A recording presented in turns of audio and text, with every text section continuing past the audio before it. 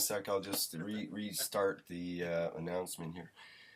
Yes. Okay, this is the start of the 7th Knowledge Seekers Workshop, and we have people from the Spaceship Institute and Mr. Keshe of the Keshe Foundation ready to talk to us here, and we have some very interesting topics today regarding the future of the Keshe Foundation and about the space technology and the reactors that are going on and all kinds of things. So without further ado, let's hand it over to the knowledge seekers of the Spaceship Institute.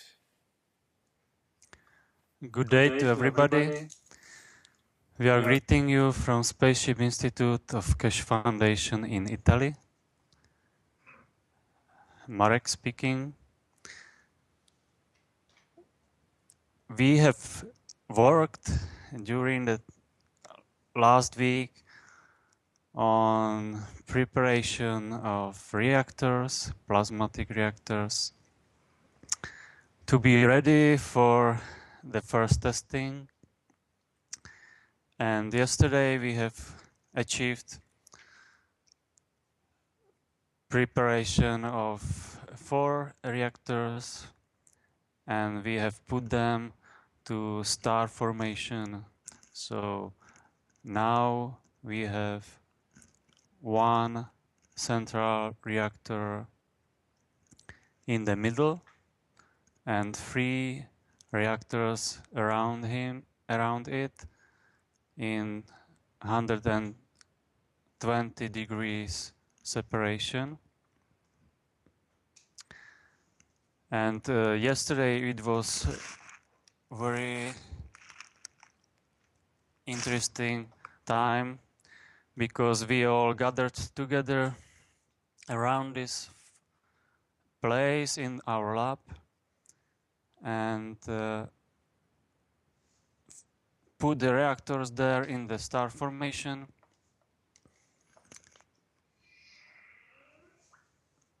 Tried the vacuum inside of the reactors, and after this preparation we just grouped around the star formation and start something which we can call praying and sharing, expressing ourselves, so that everybody of us talked about his feeling, what this technology means for him, how he expresses himself or herself in a material way and also in spiritual way. So everybody talked in his own language to the people outside and to the God to bless us, bless our work, and to protect the technology, to bring it out for the help to the humanity, for peaceful purpose, so that everybody can benefit from this technology and share it with others. We are still at the beginning of this phase, learning all the plasma reactor technology, and we are looking forward to gain this knowledge and experience it ourselves and share it openly with you. Yesterday we had some problems with internet connection, so that's why you could not see the live stream online, only a very short part. But we have tried hardly to get it through. We hope it will happen sooner or later. And We have made also local recordings on cameras. So we will put together the material so that you can feel what happened yesterday, how deep was the start and launch of this star formation of plasmatic reactors. We just ask you to be with us and support us because we need cooperation to get this knowledge out and share also your own insights into this technology, how you view it with us as we share with you, because this way we can all get better understanding and feeling how to properly use the technology and how to develop it further.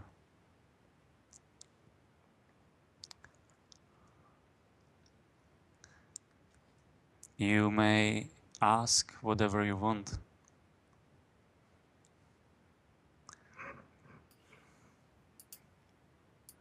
Thank you, Marek. That was great introduction there. And any questions from the GoToMeeting end of things there? Mm-hmm.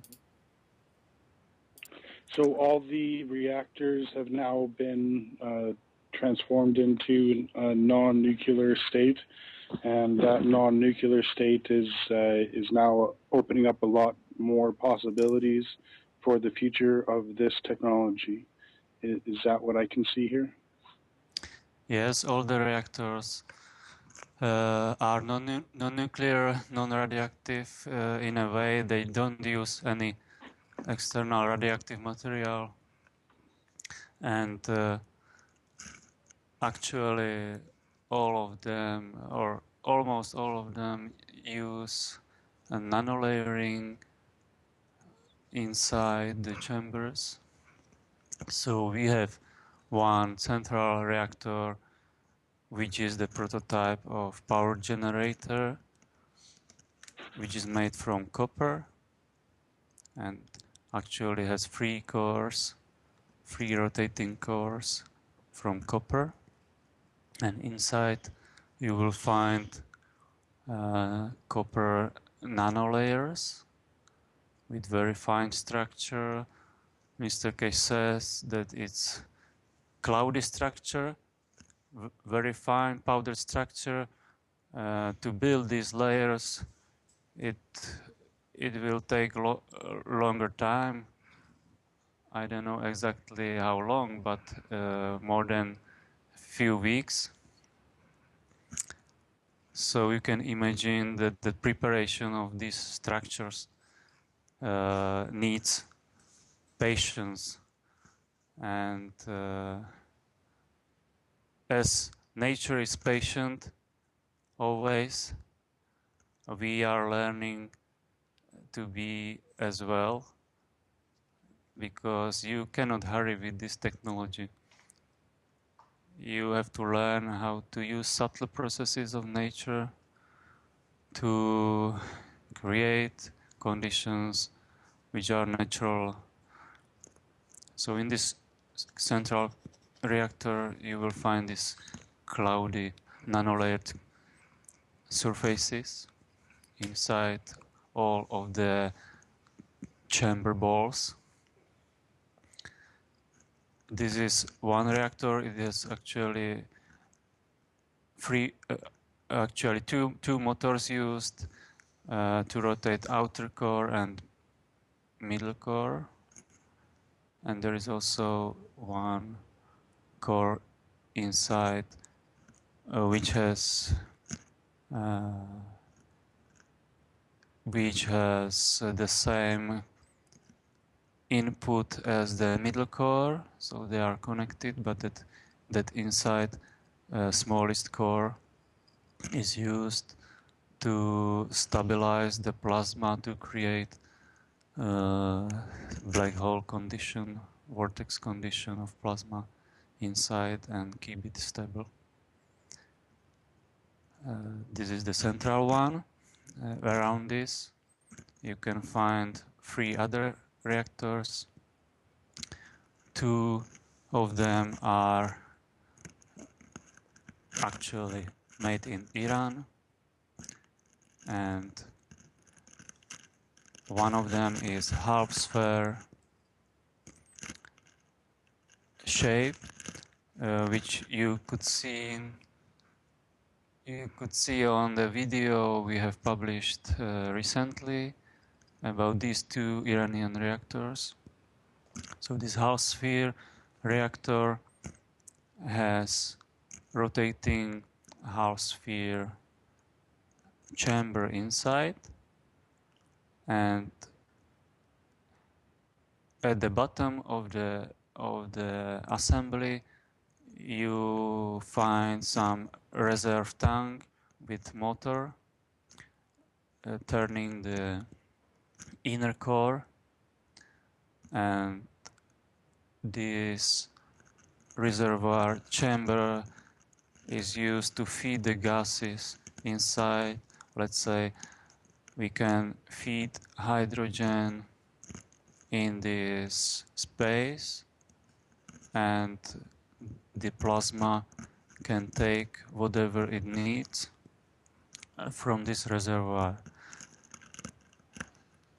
And this is actually the reactor. This design is the reactor used in spaceship. So it is designed to achieve flight conditions. And it's also designed to achieve a magnetosphere, so magnetic gravitational shielding as well? Yes, of course. Without magnetosphere you cannot fly, because you always need both magnetical and gravitational, because this magnetical gives you the shielding as magnetosphere, and the gravitational gives you proper positioning in the space. And actually the reason why we use the star formation is to get good protection during the flight, and to have also ability when one reactor, let's say, goes down due to some problem, we can use other reactors to support the spaceship functionality and keep the protection. So actually the middle reactor can be used to make the main lift, and the 3 around it are used to control the flight direction and speed, to shape the field, magnetic field around the spaceship, and to tune it to the target destination to achieve the proper magnetic and gravitational positioning, or we can say magnetic flight. So even a combination of these 4 reactors are used to support multi-layered magnetosphere to get better protection around the spaceship, and at the same time, due to interaction between these reactors, you can produce material and energy needed on the spaceship or on the ground, because this spaceship is actually self-sustainable oasis capable of flying but you can also use this technology on the Earth because it gives you protection, light, materials needed for different purposes. You can get food and heat and whatever you like if we properly use this interaction of the plasma between these four reactors. So actually it's not only about space traveling, but it's very useful also on Earth to help people to get better conditions for living so that we can extend or enhance our peaceful face, peace inside us, and develop our inner self to the light. And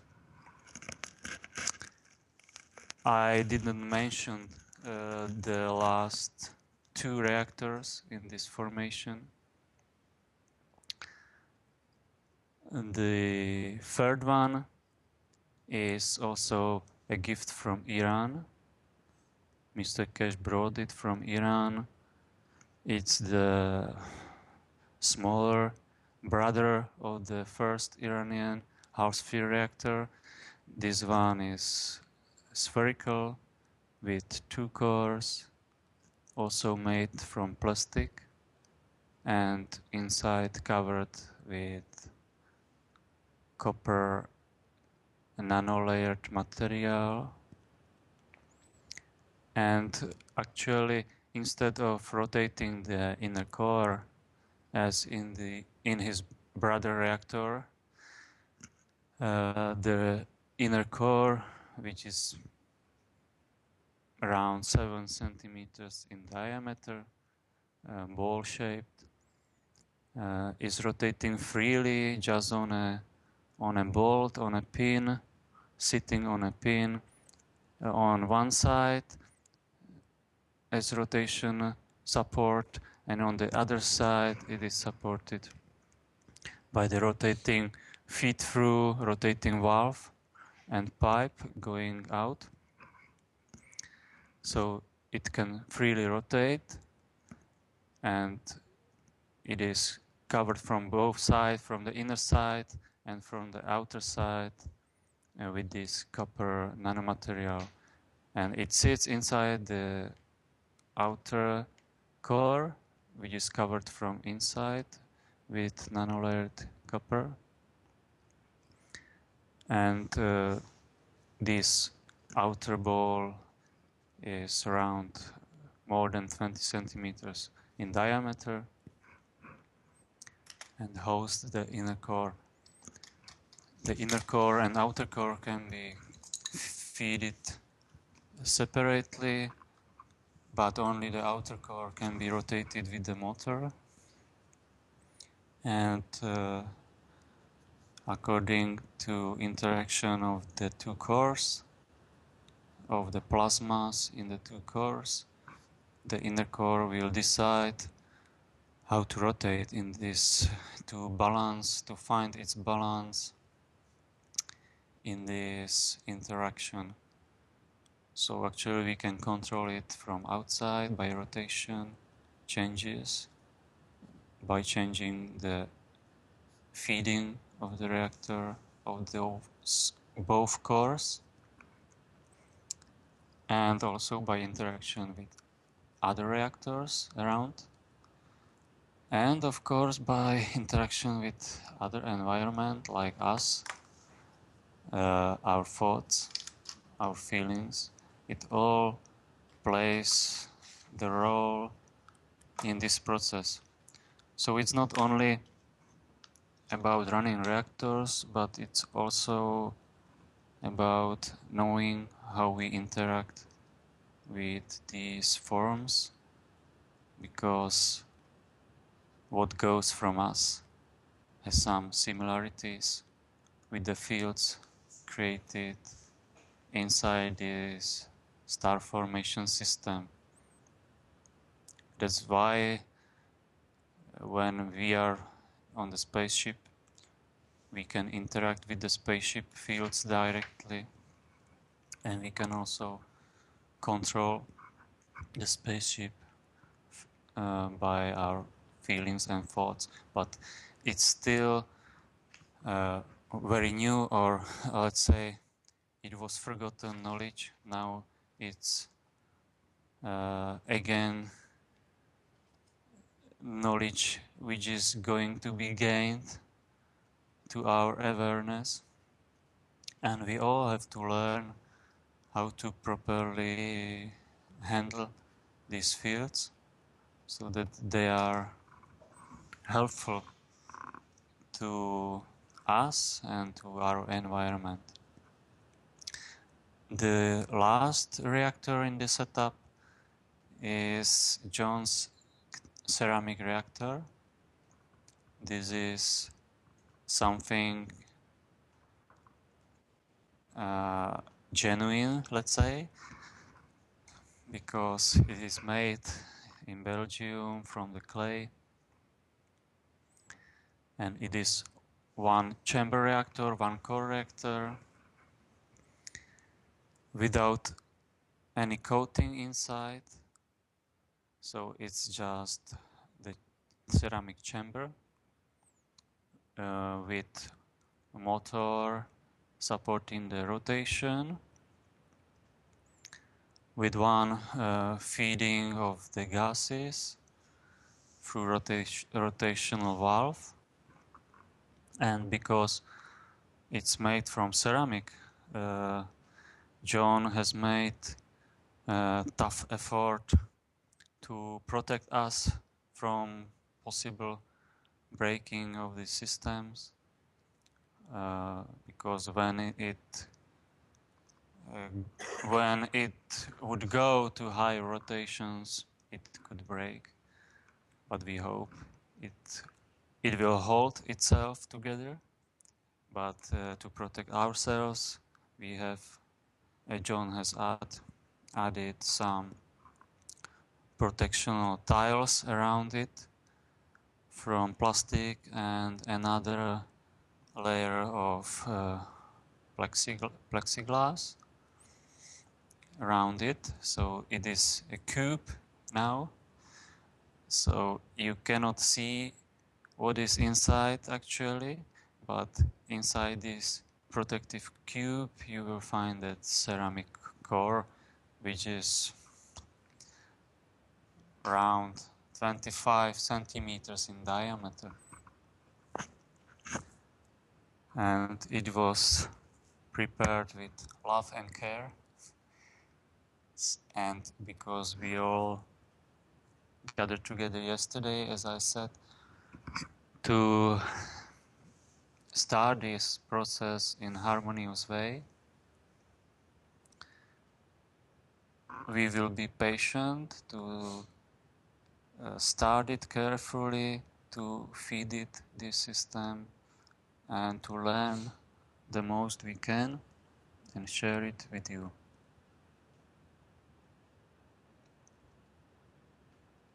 Any questions?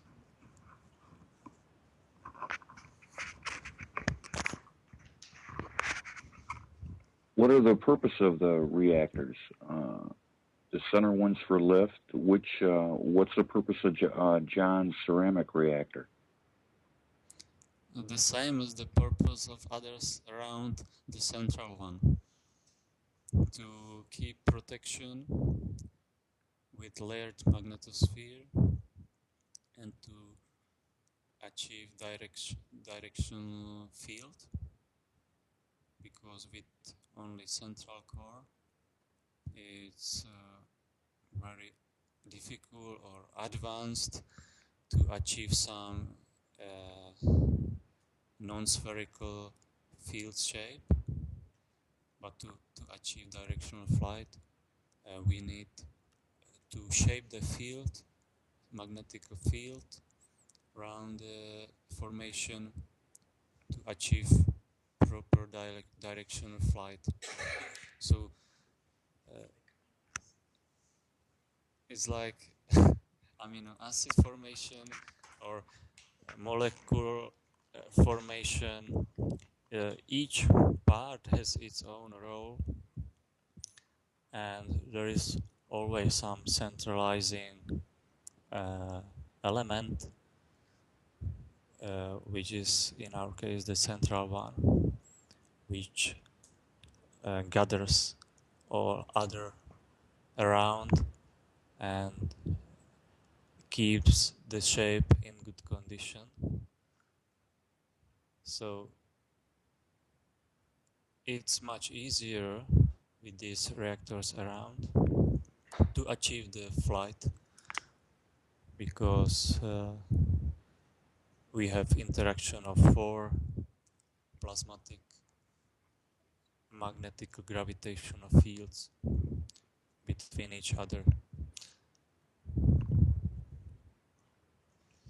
And actually the structure is in some way similar to nanolayering structure, where you have particles and gaps between them. Particles radiate and receive fields, and in the gaps these fields have enough space to interact and create the conditions by interaction of their magnetic rays to create proper conditions to attract the similar thing, similar fields from outside. And this interaction allows, due to interacting magnetic fields, create different materials and conditions for survival in this star formation environment called which can be sitting inside the spaceship supporting platform, which is actually the core of the spaceship. Merrick? Yeah, Sorry, Mark, can we do a sound check, please? yeah, the microphone might be too far in front of your mouth because we're getting some popping happening from it and so on. Okay. So now you can ask. Much better. Thank you. So this is all being controlled by the GAN's brain yet, or is it being physically controlled at the moment? No, now we start without GAN's brain, but we are preparing the GAN's brain to learn how to interact with it. And at the same time, we are just now physically controlling the feeding of the reactors and the rotations.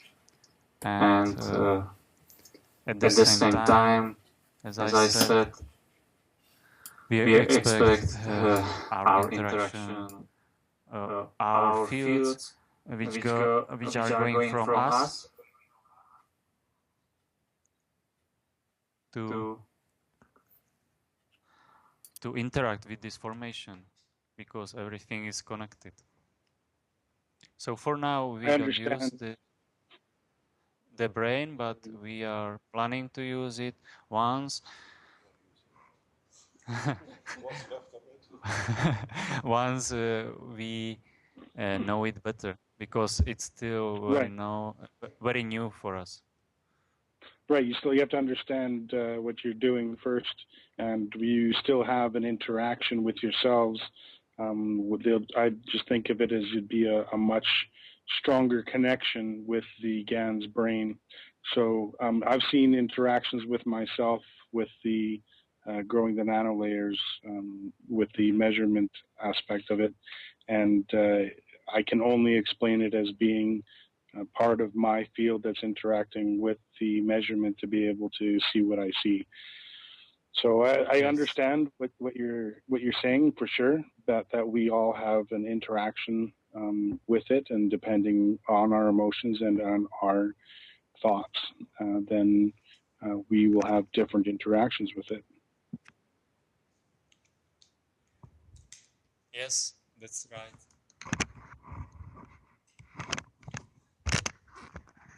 Hello, good morning to all. I'm Jorge. I just want to add about regarding what Marek said about the technology. Um, we have to go deep to the essence of the knowledge. I know that you love the technical details of these kinds of things, but maybe you need to go further in order to understand the knowledge and why it's put in the spaceship programs. We all have the feeling that this technology could solve all the problems, the main problems on Earth now. So our view wants to develop, and we are very impatient to solve the problems because we have the compassion to the world, and we are not agreed that the suffering of the people and the lack of freedom that this world is running right now. So we are very impatient in this way, trying to solve the problem. But at the same time, we are running this space technology and understand the meaning of what's supposed to go to space in the terms of freedom. And that's the conclusion of the situation for me of yesterday. About this was like a rare moment to think about the deep meaning of what we are doing. And in this point, uh, you have to be very patient, you know. I know that Spanish supporters that are not in this level or technical level, they are scared about. It's not for me. This is so difficult to understand, but it's for everybody. And I think that you can change the position from the spectator to action because this is happening. So what are you going to do with this information? You know, you are part of the piece also. So the work of the foundation is not about us. And you have to start to think about how to create the reality we want or and put in action now. It's not our work. It's the work of all, you know? So, Yes, Jorge, I completely agree with that, and a lot of us are taking that to heart. And even if you don't see everybody um, doing things, their own experiments, I know of a lot of people, and I'm finding them every day, who are listening to this and taking that to heart to try to understand for themselves. Um, it's all in each of us to try to understand in the way that we can, and to expand on that understanding at all times. Yeah, I'm seeing lots of feedback through Facebook and groups and people that are trying their own experiments and getting similar or dissimilar results in creating nanomaterials and new types of reactors and so on. It's definitely catching on, let's say. yeah, but one thing is to produce. We have seen that producing nanomaterials is not really difficult. But I don't really understand in deep what is nanomaterials. And I have read the chapter of the book maybe 4 or 5 times, and I have an insight of the deep meaning of nanomaterials and gas state. It's so deep that it's not producing, but when you have what? Are you going to see the nanomaterials for months trying to understand what is happening? No. If you don't understand before, what's the sense of what you are doing? You know?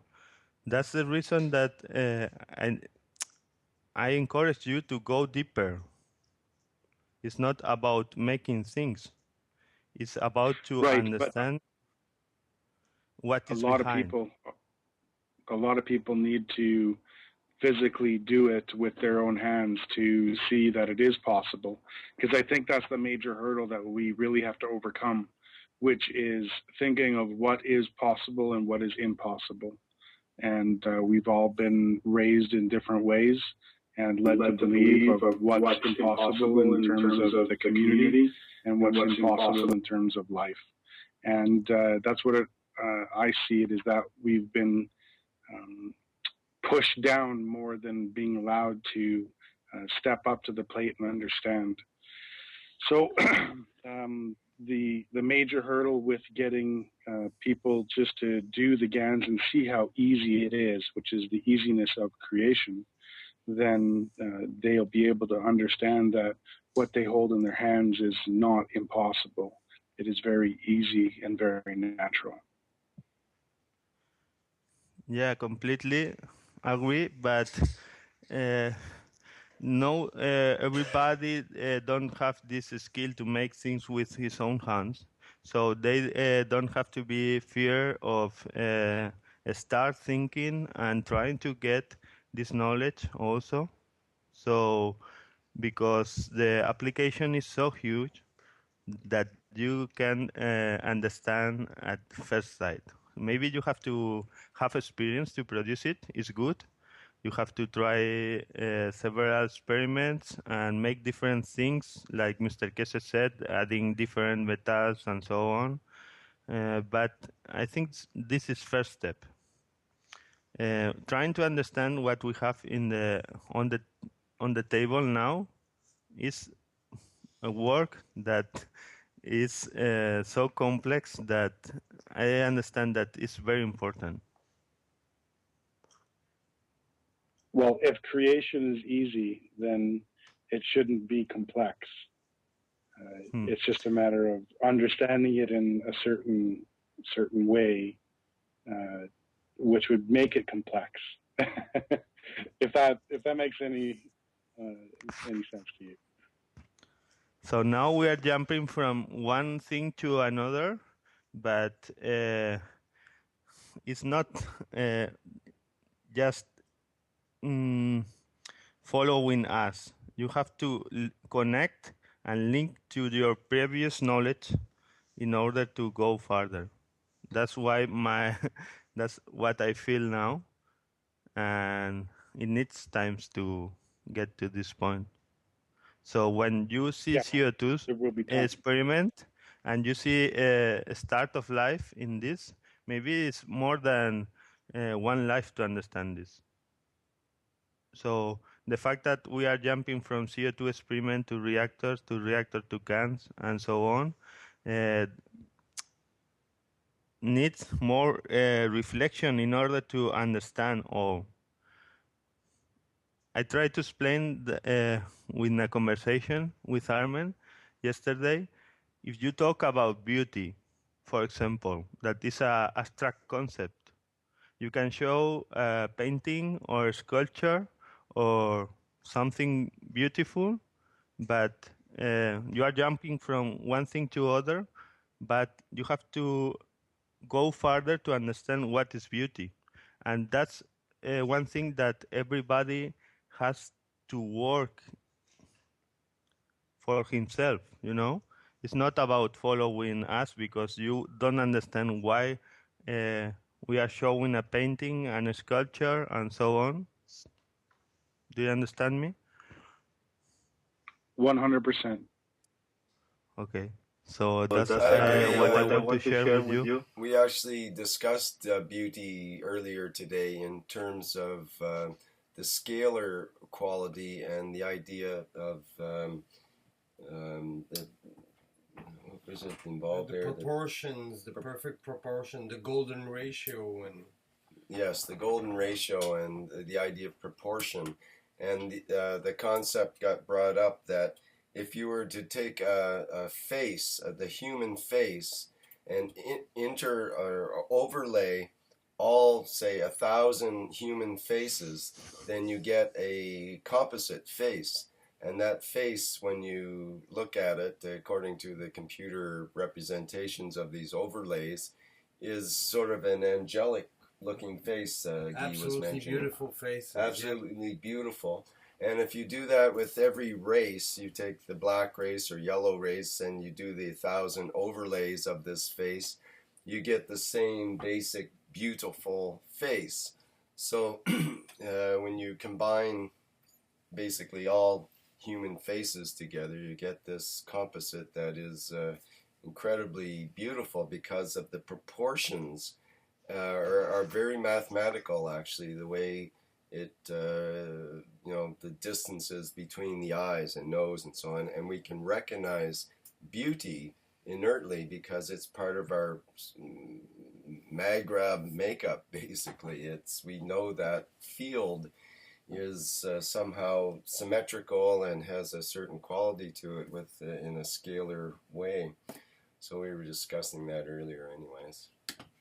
Carry on. Okay, so are you going to find beauty in ETs also? Because the first present we received here when we arrived, Mr. Keshe, Beauty in what again? Could you say that again? in ET races. ET races? What? Yeah. Extraterrestrial races. ET races, extraterrestrial races. Got it. Well, yeah, that would be absolutely necessary to see the beauty in what we might normally take as ugly. What if something looked like a slug to us, but it was 10 feet tall, and we were might be overwhelmed, but at the same time, I'm sure most of us that have thought about that sort of thing have some sort of curiosity. As long as this other life form could, have some sort of intelligence or communication aspect to it, and didn't eat us immediately, that would be fun. I think, in my mind, that would be the greatest thing, to be able to communicate with strange-looking life forms. It'd be like going out on a nightclub tour when you weren't used to that kind of thing. Go ahead. Which is the ratio you talked about before, which is the phi ratio, and it turns out that the phi ratio is in everything on this planet, basically, and in every aspect of the universe. So what that would tell me is that even ETs would have a phi ratio of some sort, and I do believe it's that phi ratio that allows us to see the beauty inertly or instinctively. So I see it as there would be nothing as terms of ugly if you are in a peaceful and caring attitude, or that kind of attitude. I want to add that we received the first day we came here a present from Mr. Keshe. It was a monster. We have all a monster in our room. And the purpose of this present is trying to open our mind to receive these kinds of different life forms that we are going to face in universe. So it's important to start thinking about all these kind of things that we need to learn about life and different forms of life. This is the essence. This ties back to that workshop, just so folks know, was it 2 workshops ago, on the idea of schizophrenia, and how if we learn to tolerate someone with schizophrenia now, then that would be useful in the space situation where we might encounter life forms that we would consider to be schizophrenia type life forms from our normal, so-called normal perspective as humans. But in actuality, we need to learn to accept that as part of the natural ways of the universe. So, engineering part of the schizophrenia talks in me. How do you see the nanomaterials? And I have some opinion about them, but how do you explain them and what they are doing? I understand that nanomaterials is like open state of it's more near to the plasma than to matters. You know that the fact that they balance immediately with the energy that surrounds it's amazing. So you can heat and it's not hot, or they can absorb radiation, or even well, we talk later about this purpose for medical purpose. We have to go further in this part also, but it's like 3 in 1. This sprite that is for all is something like this. We have soon guns for all. So I give the word to others. You want, Armin? Thanks, Jorge. Hello. Hello, Armin. Hi, Armin. How you doing? Good morning. Hey, Armin. Morning, Yeah, Armin. coffee is working. I'll wake up now. This is third glass, but I'm awake. These guys are You're explained awake. everything. I just don't know where to start. Hey, Armin, Yeah, can you I'm just not can you move the mic a little bit closer to your mouth or further? okay. It's good now.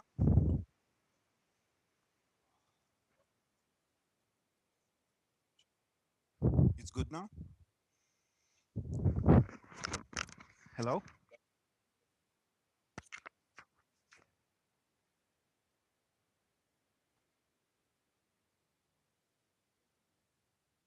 It's good now. Yeah, it's breath. Okay. Oh, yeah. Talk again.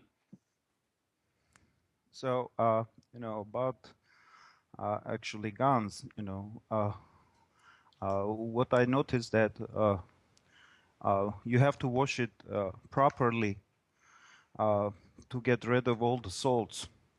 When you do that, the guns become like sliding. It's like rolling.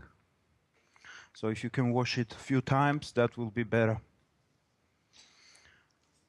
And that's washing in demineralized and distilled water. Is that right?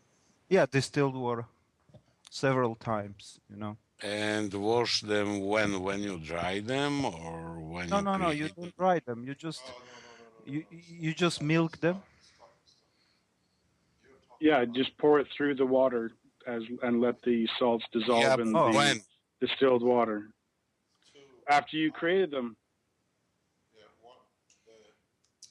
In the first phase, on the second phase? No, he's talking about the GANs, not the nano-coated Oh. wires, but no. Oh, no. I'm talking about the GANs. Okay. Even Dave, I saw that you got, guns already produced, correct? Oh yeah. Dave? So, Yep, try sure to did, wash Armin. them several times, wash it and let it to settle, then you milk it with this. Actually, yeah, we have metallic cow. Every day we have a milk. It's blue. What Do you else? filter yours? Do you filter What it? is it? No, Do you you don't have to filter it? filter. No, you don't have to filter them. You just have to add water. When it settles, you just with the syringe take the water out and do it again, the process.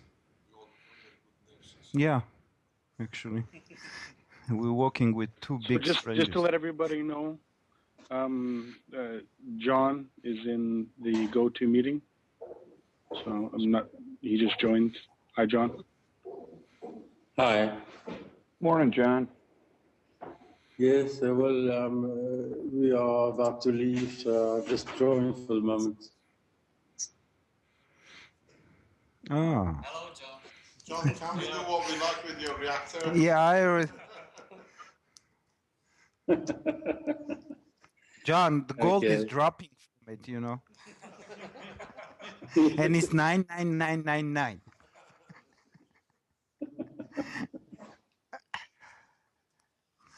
Jorge is in charge, so don't worry. He will take care of it.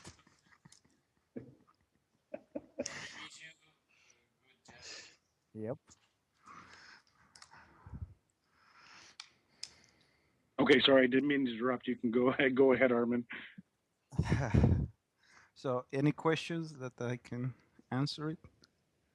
Ludmil, are you there? Hello? Give him a second to unmute his mic. Yeah, just give him a moment. Okay. Probably grab the wrong. What joke?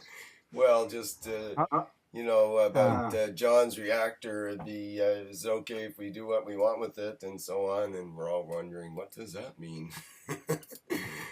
You know. It's specifically set up for producing gold. So. So it'd be a good time when he's gone to make use of it, perhaps. Yes. Yeah, that's what we're gonna do. I see. Jorge in charge, we can produce everything. Yeah. What was that? Like we couldn't hear quite. It is in a safe. Yeah, he boxed it, you know. It's like samurai fighter, if you see. Oh, yes, I see. Yeah. Away from prying eyes. Yeah. You can. Only the sword is not there, so. John, I did have a question how you got over your the water issue that you had inside your reactor. Water issue? Yeah, you said when you were cleaning out the... Okay. It's not a water issue, it was a porosity, and the ceramic has been fired at 1285. Oh, okay, so it's been refired. Because my previous firing was at 1250. And we managed to have somebody, I don't know exactly where, but apparently it's a lady that fired at 1285. Well, that's the temperature I gave and asked to do. That has been done at that temperature. That's very good news. And this is the reactor that you brought back from Belgium. Well, in fact, I made a mixed because the part that was broken, I left it behind. I left it out because I didn't want to put some epoxy. Reminds me that I should maybe pass to the institute to take it back, so I can fire it with glaze to have the two pieces welded correctly.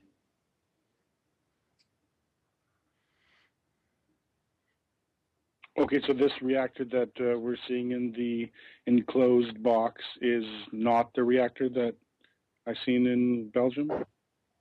Well, half of it is, half of it is not. Okay, and so that still helps with the rotation of the plasma inside then? So for the rotation of the plasma, it's on the one side only, not on both. that should rotate the rest of the plasma and the remaining parts, though, should it not? Yes, it will certainly make a kind of, would I say, turbulence. Yeah, it'll be turbulent. Some turbulence that will, would I say, a kind of mixing of what's inside. It will certainly push the gases laterally because there is some centrifuge force, but also the push towards the top. So you will have a layer that will flow from down to top on the side. There will be less turbulence on the top, but what's pushed, the gas pushed by the form inside the sphere, that push will be induced to continue on the top side. Okay, I understand.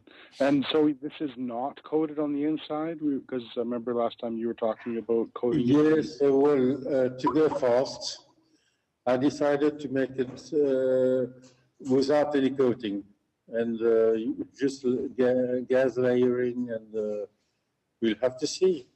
Okay, I see. So you went with a strictly gas layered environment instead of having a coated environment. Well, it was to go forward fast. Right. Yeah.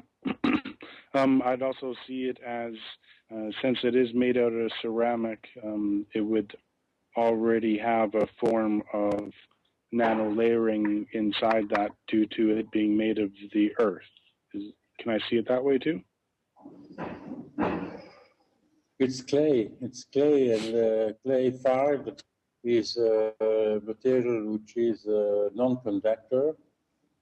It's a material that is in this position should be closed.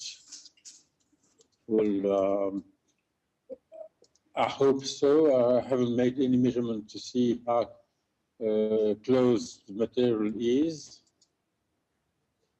And so I still have to, I should maybe try to find out how close it is. But for me, it was quite close. Apparently, the problem remaining now is could be in another place, not on the in the clay itself, but joined somewhere because of the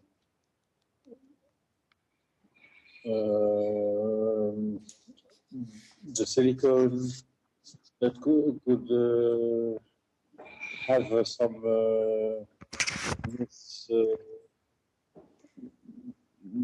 bad contact somewhere. I don't know.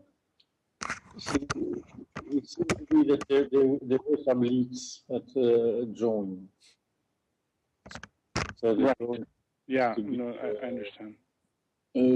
Have to find out again with soapy water, blow inside, and then see where the leaks are. Add some more silicone, and should make the thing going correct. Anyway, I'll be in Belgium in a few days, and I'll start again, but another one I'll do it completely in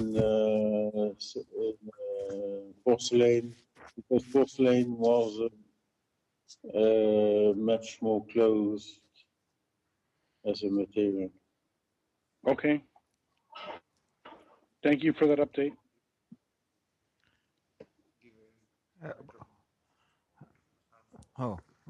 Hello?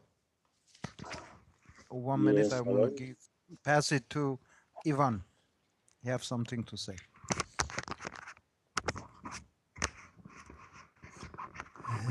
Hey, Hello, Rick, good looks like morning. we lost Merrick. Sorry, Ivan, just 1 moment. Looks like we lost Merrick in the Skype call. Did he drop out on purpose, or does he need to come back in here? Merrick is here. Merrick is here. I have dropped it because of some problems, but continue. Okay, just making sure. Okay, good morning. This is Ivan. As far as activity on the internet, I have definitely been the quietest member of us all. Now, I have been in the what was said so far. I was, first of all about the monster. I was about to mention, my monster is in the children's corner of my dental office at this moment.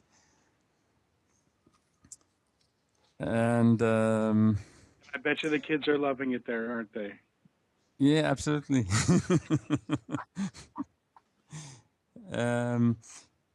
Earlier on, when the star formation setup was mentioned, I was thinking, well, you may see that on the images, but it may not be that apparent, that it is important that the middle reactor is higher up than the three others. So the 320-degree reactors are lower, and the middle one is the top of the star formation. And so yesterday, as we had this little ceremony and we were all praying, or at least communicating our thoughts, and each in our own language or in different languages, it was a very moving moment. And earlier on, I was reflecting on the fact that the 20th century technology was mostly based on the fire, the fire element.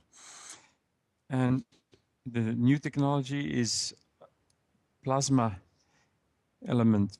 Now, so the plasma has an awareness. The fire is also a living being. It also has an awareness. But it seems to me that the awareness of the plasma, if I understand it well from what Mr. Keshe said, from what I know, the fire, although it is a living entity, it has an awareness, it still allows us to use it for negative purposes. And from what I understood from Mr. Keshe is that the plasma actually has a higher awareness, and that it will only allow its use for peaceful purposes. Maybe that's something that Mr. Keshe can say a word about in a few minutes. It's something which seems very relevant to me. Thanks, Ivan. I've actually seen a recent video with a lot to do with the spirit and spirit energy, and the ancient times they always mentioned fire, but when they were mentioning fire, they would also mean the spirit, and that's what I would see as what they would see as the plasma. So Yeah. I see that we are trying to get back to our roots, yet we use fire. We're just not thinking of it in the correct way. So we see that they were thinking about fire, and we think the fire that we burn in our fireplace, and not the fire that should burn inside of us. Yeah, definitely.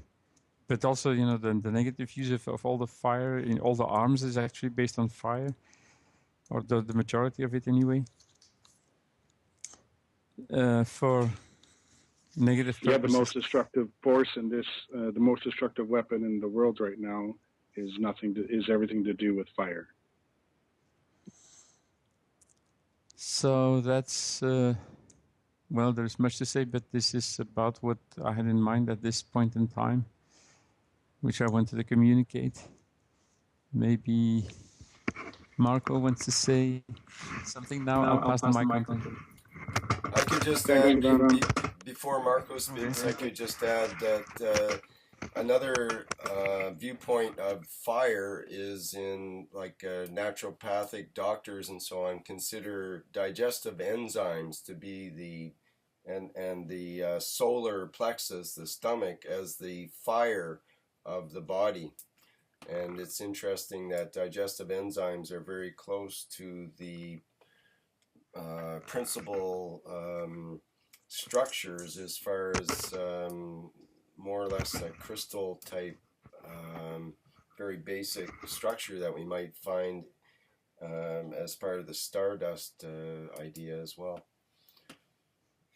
Yeah, from what I understood from the writings of Mr. Keshe is that our stomach will actually transform the matter into GAN state, and that the enzymes will actually create a plasma that does that.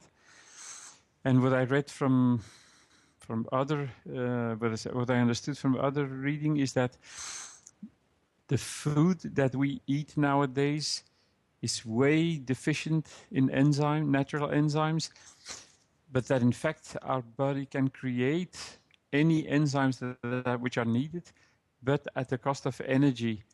And so that if we eat enzyme depleted food every day of our lives, we will definitely live shorter than if we eat food which is rich in enzymes,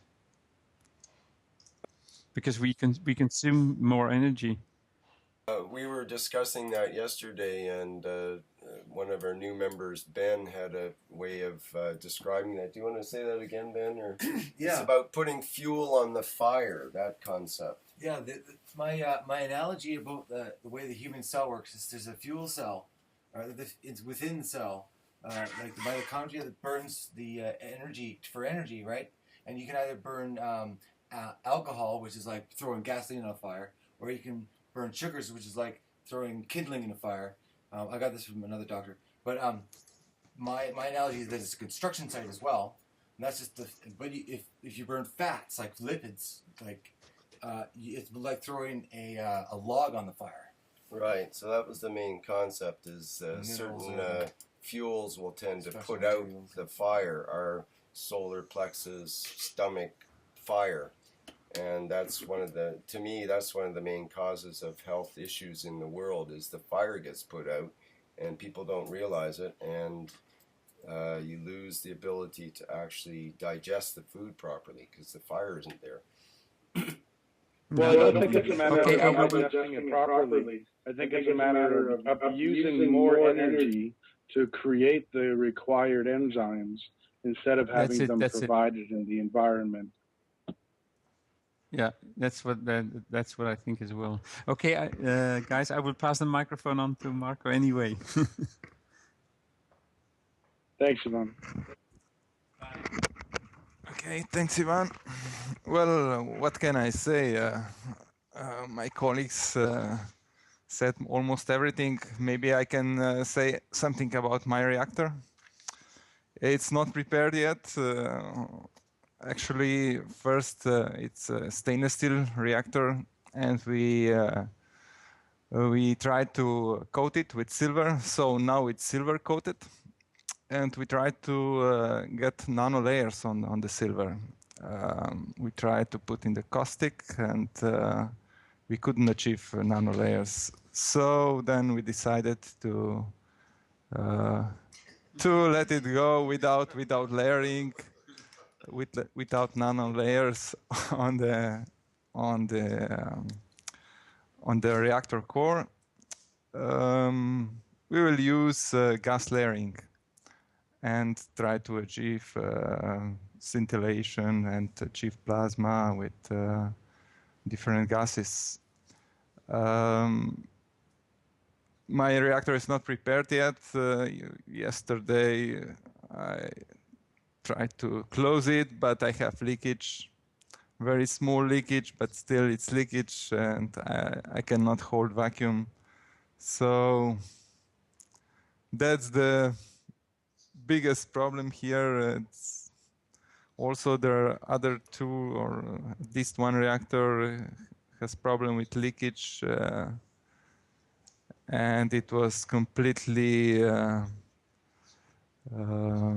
put apart, and we have to start again nano coating. This is Jorge and Yukaku reactor. So we are trying to get also other reactors to put into our formation, but they're still in the progress. Maybe at this opportunity, I would like to invite people to share their experience about testings that they are doing at their home, so that we can be more interactive. Maybe there are some new approaches about nano coating that somebody can teach us. So I would like to point out that we are not here just to teach you. You can also teach us something that you learn from your testing. So maybe about nanolayers.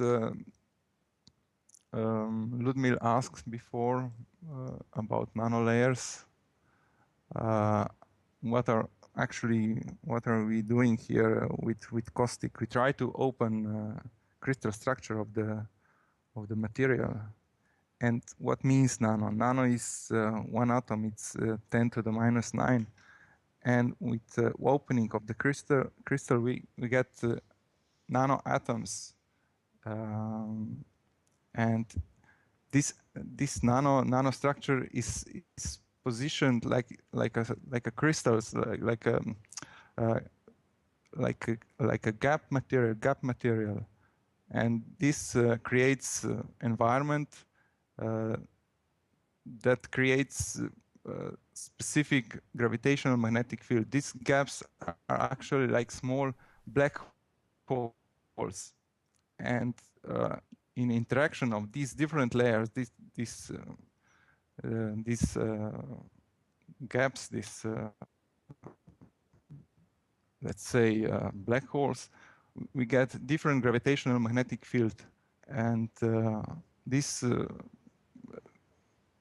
is the first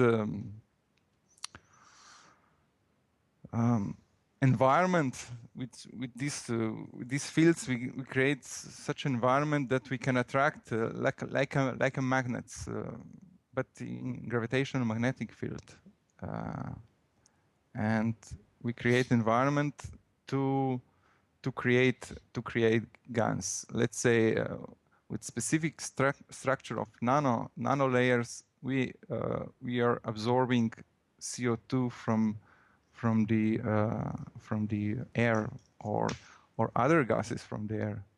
It depends how we create nano layers. We can add different material in the procedure to get different layers of nanomaterial. So we create different environment for absorbing GANs.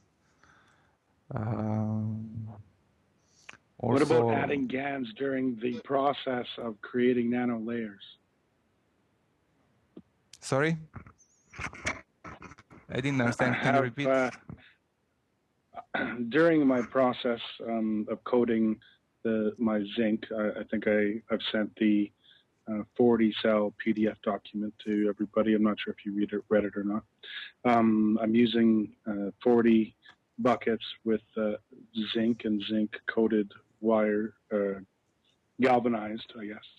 And in my second process, I was thinking about adding GANs that I've created previously to the caustic solution, and just wondering if that would hinder or... Just a minute. Hi, it's Keshe. If you add GANs, nothing happens to the solution as far as we've seen, because we tried it. You can put caustic into into the GANS liquid, and you'll find out nothing happens to the end of it. It comes out the same.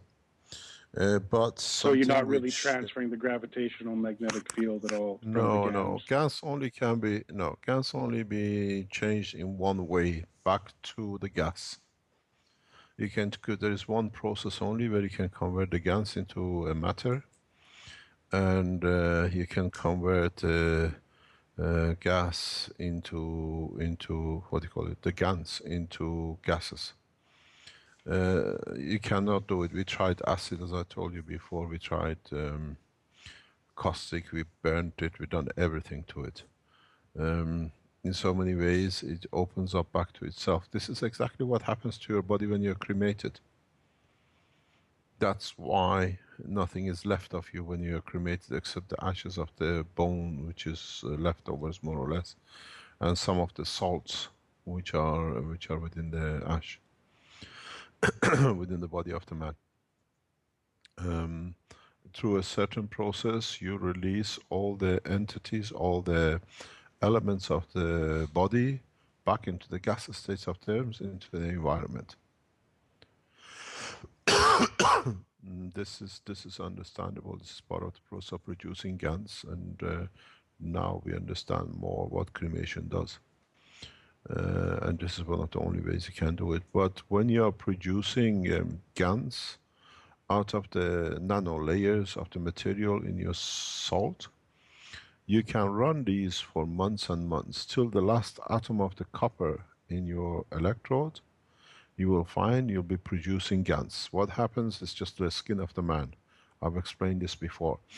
The immediate layers near the matter component of the copper create a specific gravitational magnetic field which disassociates atomically the copper from its molecular structure. And then as they go through the gaps of the layers, they are changed into a GANs, and you find you continuously collect copper oxide. So what happens is that once you start the process, even though you don't see the very dark black layers as you had that originally, but as we've seen it here, the knowledge seekers have seen it, every day they are there with their milking cow, what do you call it, syringes, and are forever collecting copper oxide.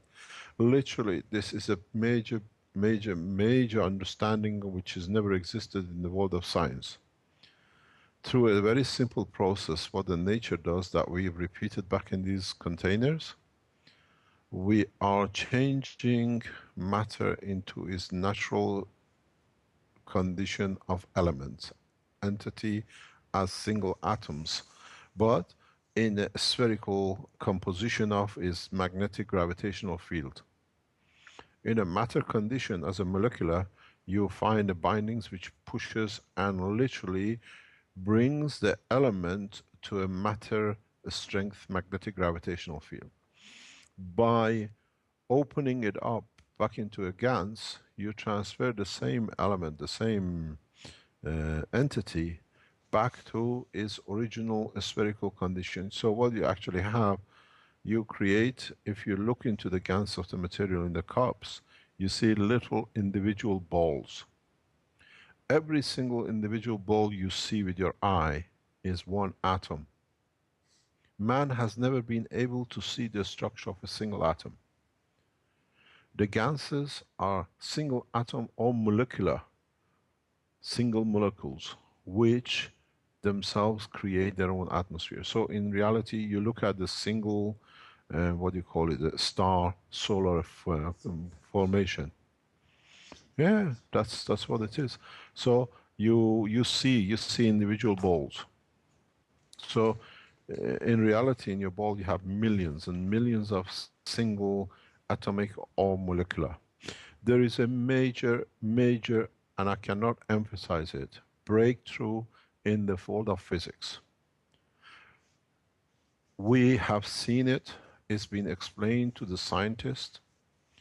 It's been explained to the knowledge seekers in the past week since Fukushima. This is one of the reasons we asked for the, or we asked for the workshop tomorrow.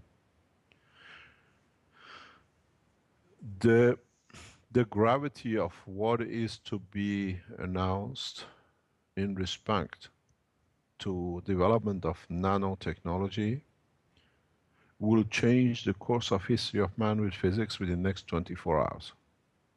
I have received the results, but I have officially asked it in writing. An immediate urgent report is in progress even as we speak by governments to put it in the formation that the ordinary science can understand. From today till tomorrow, if we receive this report in our hand, the world of physics, literally all the physics books will be rewritten by tomorrow morning. As I said, I received what do you call it, verbal confirmation on Tuesday morning. I immediately stopped the publication of the Fukushima paper because it has to be added to, that it makes it easier and becomes immediate in the hand of public. This explains a lot of things about the GANs and the gas state, which we knew, we've seen it, and now we make it public. No science, no level of physics could explain it till it was explained and understood by the scientists around the world. This, after Easter, there will be a huge revolution and evolution in the world of science. You will understand it because of the way it's coming through and because of the way it's been done. A lot of things will change by tomorrow. We announce it step by step. It was promised by Easter of 2014 the change will come, and it has come. And now we open our books and exactly who we are and why we are here and what we're going to deliver. The report is being put on an emergency channel by the officials, and if it's done by today, we will publish it tomorrow in its raw form. This will create a lot of changes in the whole environment of the science, into the world of every man's living, especially in the Western world, and into geopolitical situation around the world. I cannot say much more, but if I receive the report which have been promised, we will release it. And if we have not, we allow other nations to do it immediately, because it's been explained. One of the things which is never explained fully, and I explained this to John after the Fukushima, is that while Yukoko was in Japan and mixing the CO2 with the contaminated soil and water, in those contaminated water we produced pure gold. The material will be examined and re-examined, and the process has been explained to the scientists who understood. So we have shown in a very simple live, while it was the process happening, molecules and atoms of gold was embedded in the soil in Fukushima. It's written in the paper to be published, but now you get a prelude to what is to become in the Fukushima paper. Production of the gold has become as easy as drinking water. It's been done. We had to show it this way, that there was no ambiguity about the situation. I go back on to the reactors, which Marek very nicely tried to explain everything. And further on, it was picked up by Yvonne regarding the whole situation, but in a plasma condition. You look at two plastic reactors made by the Iranian scientists. I again thank the Office of His Excellency President of Iran at that time to facilitate such a research, and they spend a fortune on it. The structure of this bigger reactor and the structure of the smaller reactor, which are sitting next to each other, has a purpose. And maybe for the first time I explain this even to the knowledge seekers. The smaller reactor is electron.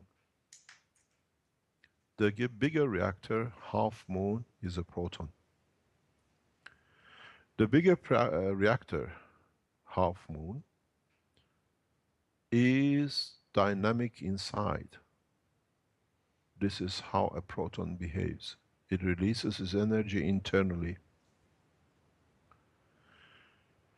The smaller reactor is the electron, which is dynamic outside, but internally absorbs what is received from the proton fields.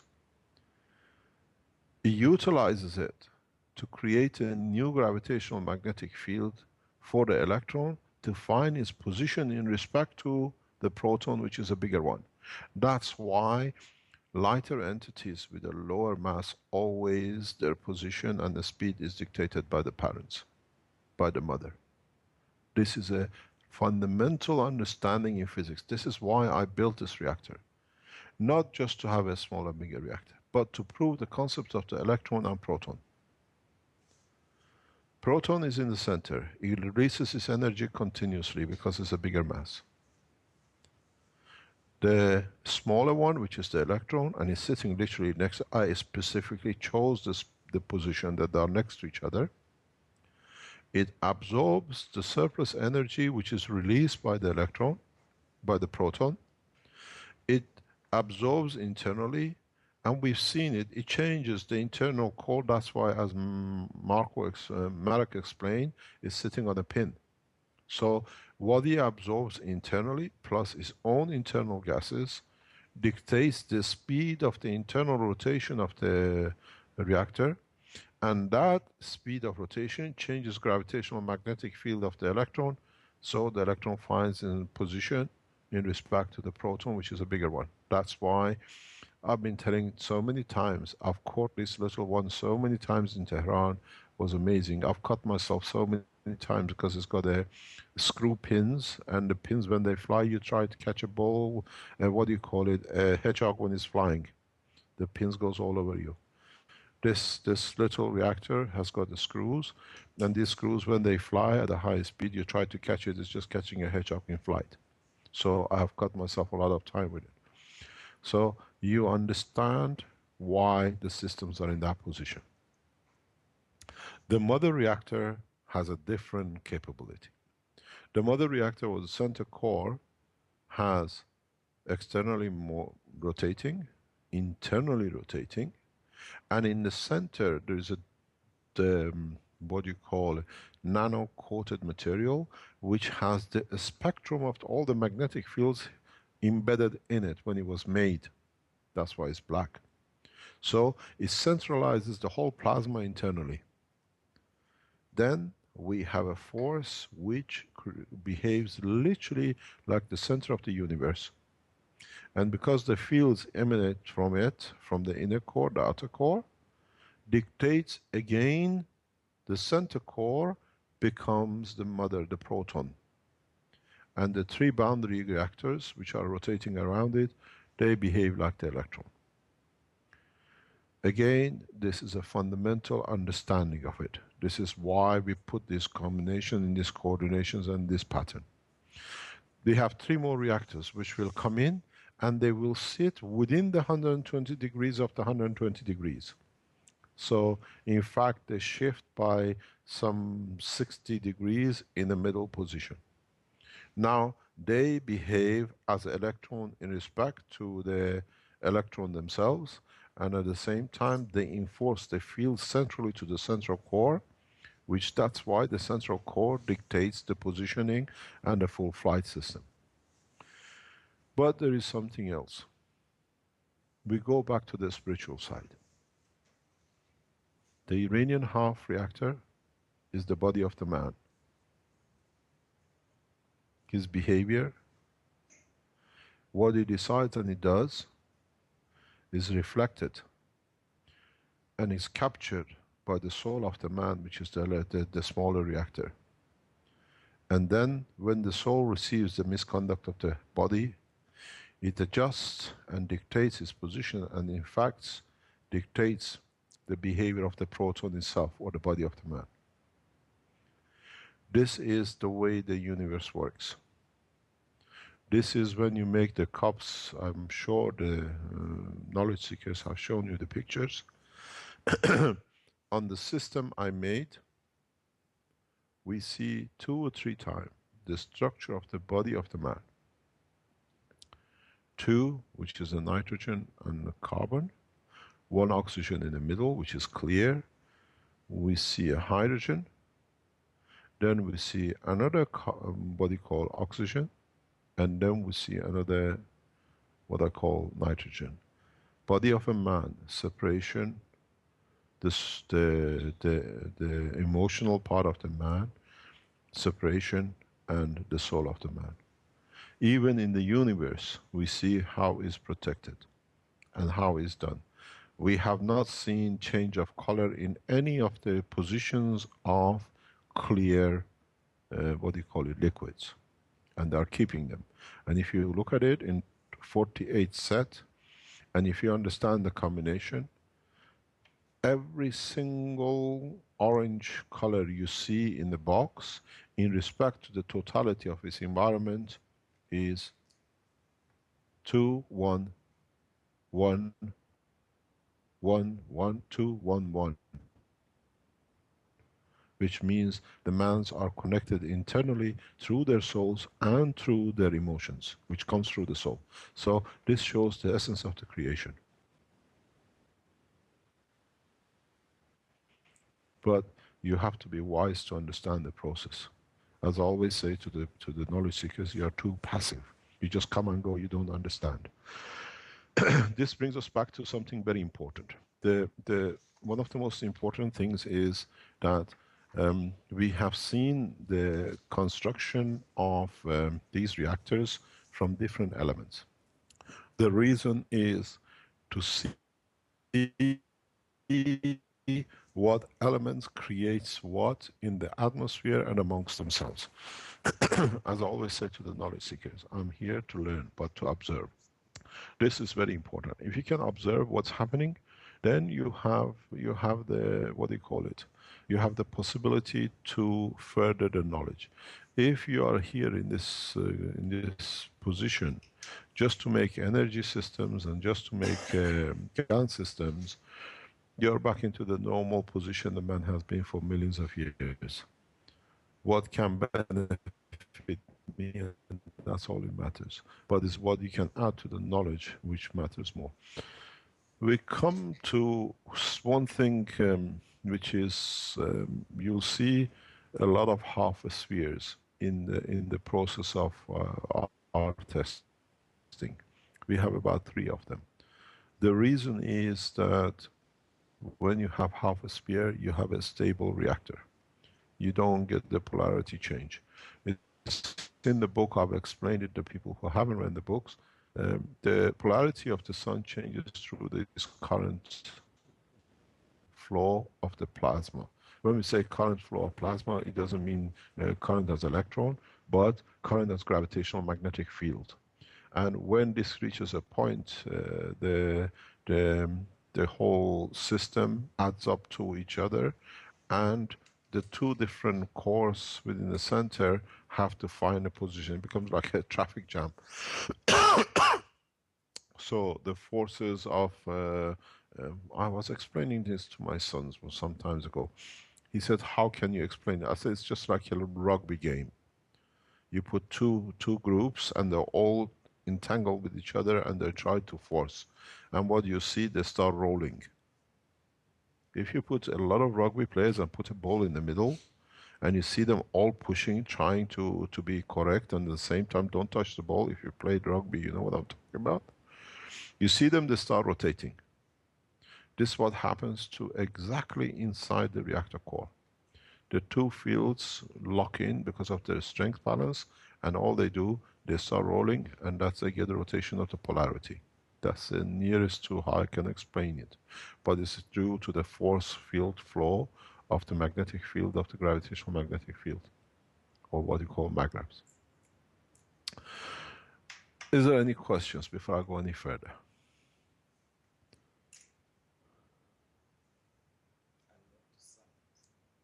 Yeah, No, there you're is a going. couple of questions in They're live always deep. stream. I'm not sure if Pardon? Ad can talk. Sorry.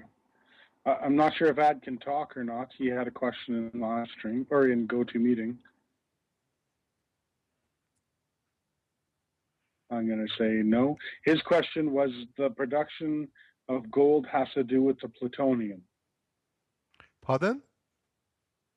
He said his question was does the production of the gold have to do with the plutonium in the soil? Yes, we explained that last time, I think.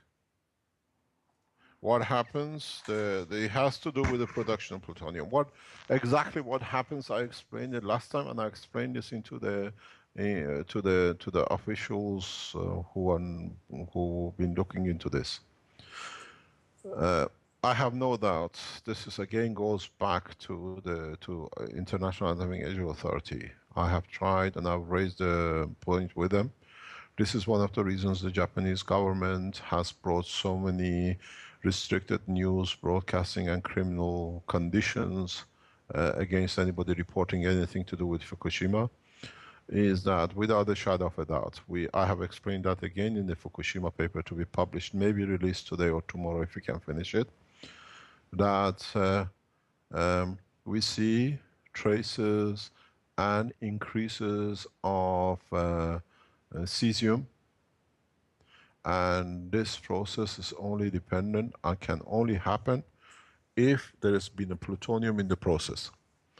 And what happens, the plutonium conversion and the production of the cesium, the energy release of the cesium from matter to GANs, because of the huge number of the neutrons within the cesium, releases energy, plasmatic energy, in the level of a neutron itself, because you have to understand the surplus number of the neutrons within the nucleus of the cesium is just about right when you put the totality of them together to transfer it from radioactive to non-radioactive of its own. This plasmatic energy is equal to plasmatic energy of one neutron, which if there is a mercury in the water or in the soil, this energy of one neutron is automatically absorbed by the mercury, changes it to helium and gold. And in this process, we always see production of the helium gas. This has been, in a way, confirmed in past few days through the channels we are working. So the mercury, I said that when we came out of the process with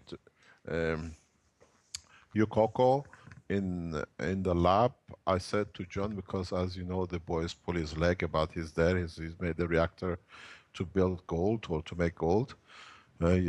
John's one of his aims is to prove that it can be done. And I said to John, you made gold. We made gold well, because he made a lot of effort. He made part of the material. He was part of the process of the teamwork we did here for the material which went to Fukushima. And I said to him, your dream was to make gold. You made it and you never noticed it. And now maybe he understands, and I explained to him how it was done. Maybe he understands exactly what. That's why I said the gold has no more value as a metal in the world of creation, or in the world of man. Because throughout the universe, gold is nothing like everything else, but man has made something out of it for himself. So yes, we have made gold. It's been done. I'm sure we have asked for analysis of the material.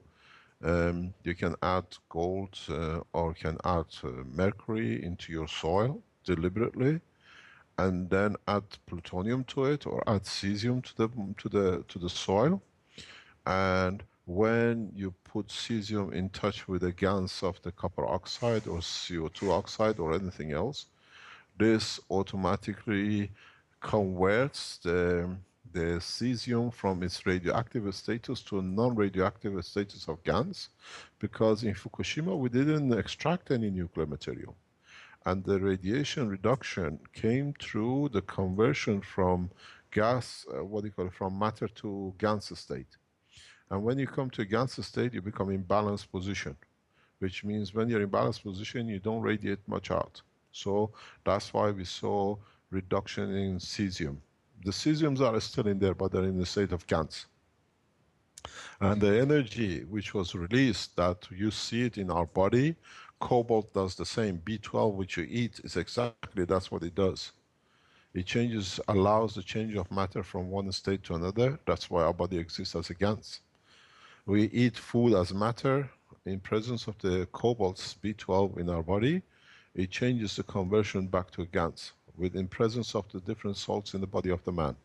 So we, in fact, the Fukushima test showed us the whole operation of the creation, how man was created. And in that process, there were mercuries. We know there were mercuries in the contamination. It's going to be proven again. But now we have set a deliberate test to prove this. It'll be done somewhere around about 5th, 8th of May of next year, this next month. So, John, you made gold, but not the way the Archimedes has been telling you for centuries. It's made through the plasma technology, and this is how your body works. I tried to explain this last time. So all you need to do, you add cesium and you add GaNs into the mercury environment. Cesium tries to come into the balanced condition of GaNs state. It happens only with cesium and another element, I'll explain that later. The energy released by the number of neutrons, the radioactiveness of the matter, I always explain, is due to the number of neutrons relating as much energy as they can to become an entity of electron and a proton, stable condition. So when you absorb all these radiations which are coming from neutrons, then that energy, specifically in a specific condition, in presence of the GaNs, which change the cesium to its GaNs state, the energy released, which is the heat of your body or the light we see or run a motor, that energy is equal to energy of one neutron. You add one neutron into the, into mercury, unstabilizes the mercury into gold and the helium atom. So you create helium and you create, gold atoms. And if you are not very careful, bad luck to the people who happen to them, if there is still copper oxide GaNs or another GaNs in the soil, you have gold, but you can't eat it, because then it becomes the GaNs of the gold. So you have nothing in your hand. You have gold, but in the GaNs state. So if you want to keep the gold as a matter, you have to make a very direct intervention to stop the process to go through GaNs state. Or you measure the amount of the GaNs you put in that does not allow the atomic changes of certain amount of the new gold to GaNs, and you still have some matter GaNs gold, some matter gold. Now, maybe you can understand what I have been saying to the British government and the others who've been trying now to imprison me. We'll open this discussion very soon. That I kept on saying, as much gold as you want in the Central Bank of Libya, I'll put them there tomorrow morning. You've seen how easy, instantaneous, you don't need to wait. Gold is made out of mercury within nanoseconds. The minute you saw your cocoa adding the CO2 or copper oxide into the soil, that instant, gold was made. Now, separated. We know this is done, this is getting done through Raman spectroscopy, and I hope I receive the reports within the next 24 hours. Then we explain to you how correct we were. One of the reasons that they are trying to silence the Keshe Foundation and put me in prison, which is now they issue the writs to get me to Belgium to do it, is to stop the process. But now you have enough to carry on. And in fact, I'll tell you later, we're going to publish the 2 warrants we received for me and my wife to go to Belgium next Tuesday to be executed. But this is all the cover-up. The accidents will happen while we are there. Why should a wife of a scientist to be what do you call it, indicted for forgery? If we are for what do you call it, embezzlement, what do you call it, fraud? I given my knowledge free to the world. I could make billions out of it. I don't need to do a fraud. This is just a cover-up again by Mr. Hans Braconier, the King of Belgium, and their executor, Mr. Delannoy, in the police force of Belgium. You will see that the indictment is signed by him. So there is a position. I go to prison next week and then there will be nothing, or we have to do something about it. And we'll explain what we're going to do about it. Because we've shown how easily gold is made and how easily you can understand this composition. We don't make health systems. We don't make medical systems. We make health system understanding this process. When you open the reactors, now you have the patterns. It says magnets. Why do you put magnets? Magnets in a certain condition, in a certain structure, create a plasma copy of the body of the man. And you can put nanomaterials that you cannot see inside them to produce the condition you like. We've shown it. So this is a very complicated position. Bill will explain it tomorrow. That's why we asked for the presentation of tomorrow. We never had the 2 workshops back to back, but this has to be done for tomorrow, and then we explain you the reason. It comes back to one point. Look at the structure we set on the floor yesterday. Marek was going to explain and put the videos up of the whole thing. We started the spaceship program, 8 of us, on the floor with a pure heart and peaceful purposes. Our mission is complete. We have started this technology with one hand, with different fingers on it, all to serve the same thing. So, as it's been our wish yesterday when we started it, this wish will stay the wish and they will follow this technology. We started it a peaceful way, and this tool, this system will become tool of peace. Because we wished it, and our wish is supreme. It will not be changed. You got to understand what happened yesterday. Before we start this program, before we start this session, I explained to the guys in the background. Yesterday, at 6 o'clock, 7 o'clock, when we start the first test, when loading first vacuum, Keshe Foundation, with its arms at Keshe Foundation Research and Development, which is a registered company in EU, has entered into the spaceship program directly. This means as we set our tools down yesterday with the 4 reactors, we are set to create lift and motion. So we enter into the space technology officially as of yesterday. We enter officially into the space program officially. Keshe Foundation, as of last night, has become official testing spaceship technology, not by talk, but by action. So, what this means, from last night,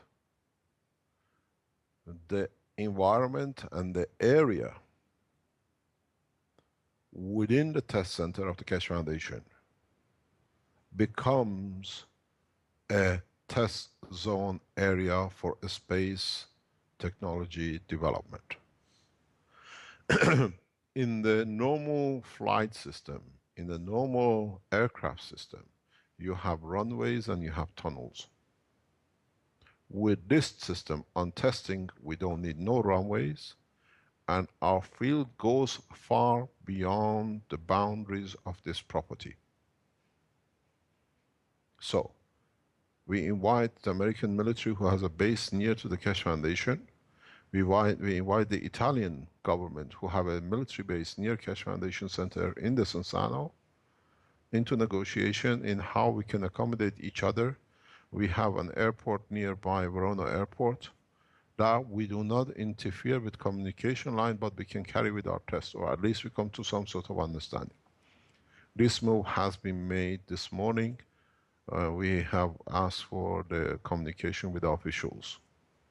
So it's not just what you look at. We are creating fields beyond the boundaries which we don't see it ourselves, which can interfere with aircraft flow above us. The reason I say military,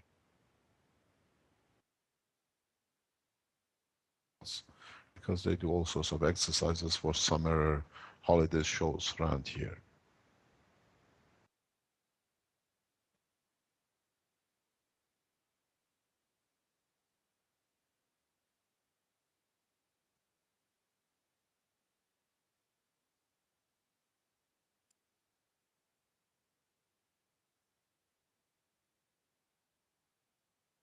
Seem to have temporarily lost the Spaceship Institute shortly after talking about some military things.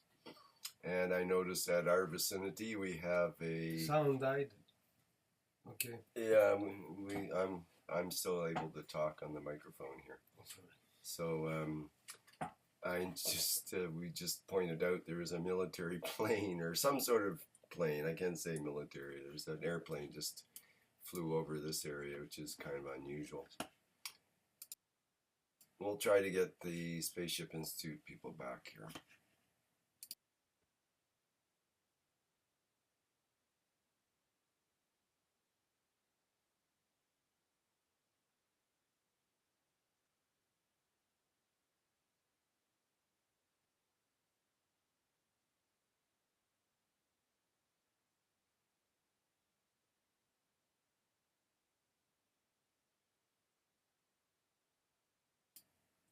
Okay, well, it'll take a few minutes here to hook back up again. I think something happened. Appears something happened. Does anybody have any comments or their own personal experiences that they would want to share during this time while we wait?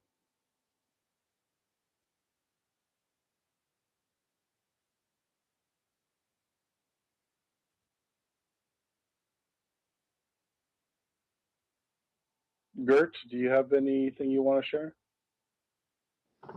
Do you hear me? Hello? Yeah. Oh, okay.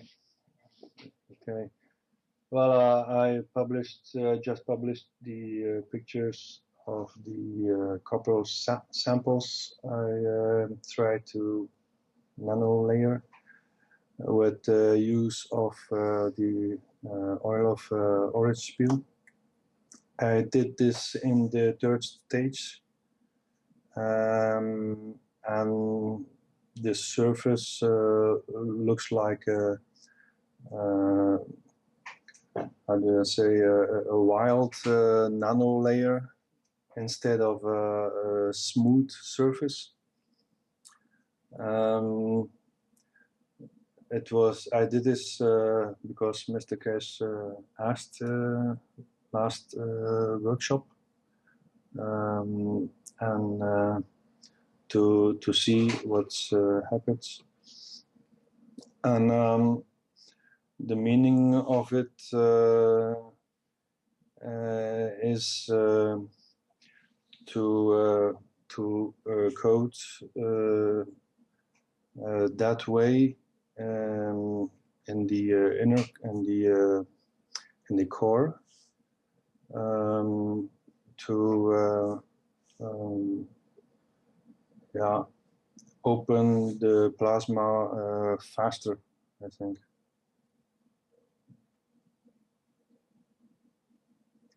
Do you saw the pictures? It's on my Dropbox and Facebook page. Yeah, just looking at them now.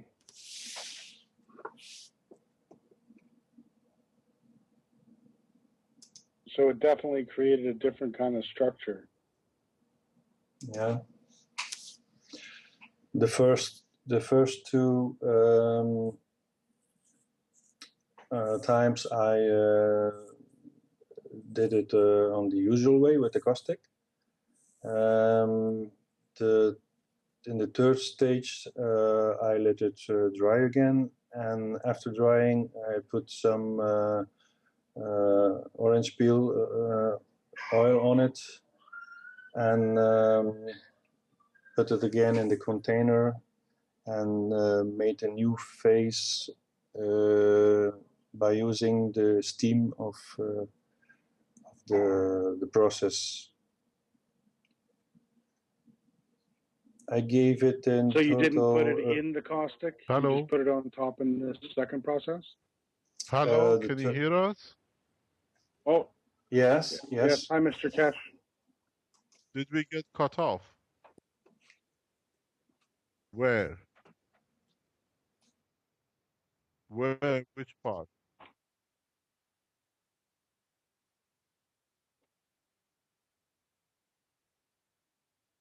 Yes. Okay. What I explained doesn't matter. It's getting recorded here, I presume. Yeah. We are recording it in the background here.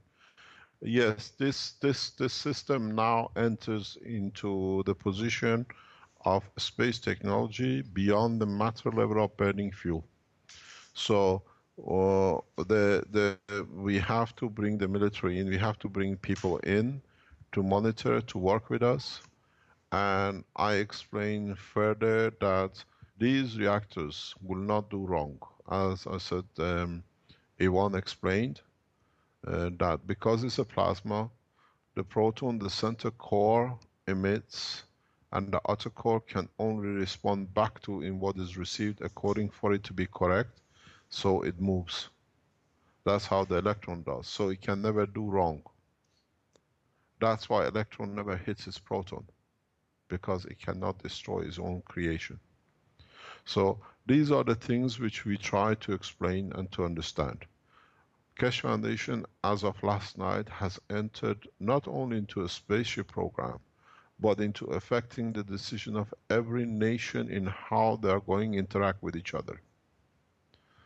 I have a very, very, very clear message, and I know all our talks are listened on both sides of the fence.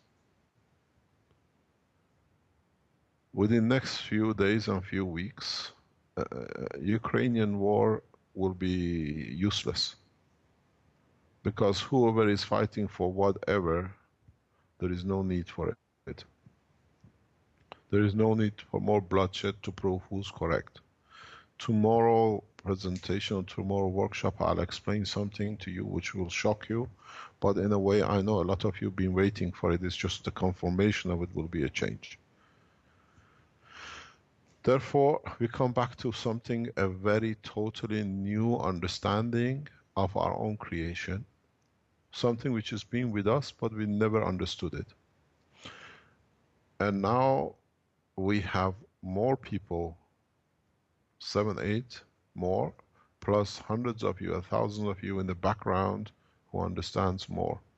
And you can do the job. You have no problem to do it, because I read here and there, I observe things. A lot of you are on the right track, but you are like ostriches.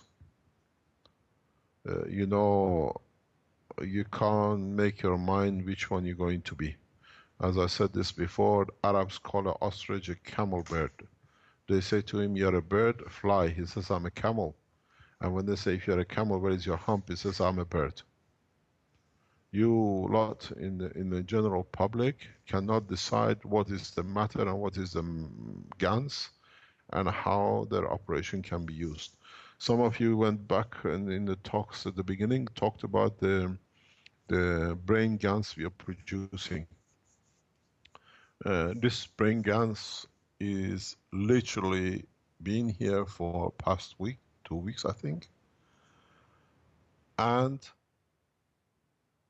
is the operation of the reactor.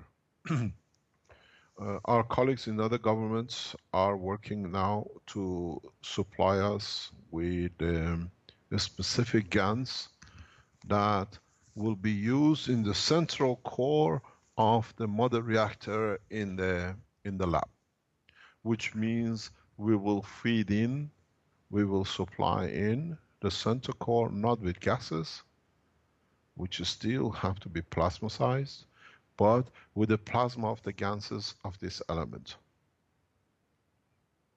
If I tell you how lucky you people are with the Fukushima, you will laugh at me.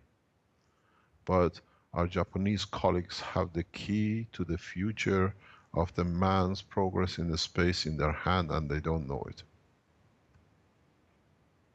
The negotiation will start very soon, and we will explain to you step by step what's going on and what is the process and why it is. This I hope I'll explain to you tomorrow when I have my, I have the position. I'm in position to disclose it if it's appropriate. But the Fukushima disaster being such a disaster, already at this moment will change the course of the humanity. We saw the Japanese in 70s and 80s taking over the industry. If they understand what is the proposition, what's on the table, Fukushima will become the next step for the development and the production of huge or increase in employment in Japan. This will be explained tomorrow, I hope. Any questions? Yes, good morning, Mr. Keshe. This is Lucian. Yeah, the yes, spokesman of the speakers and the rest. Yes, the translator.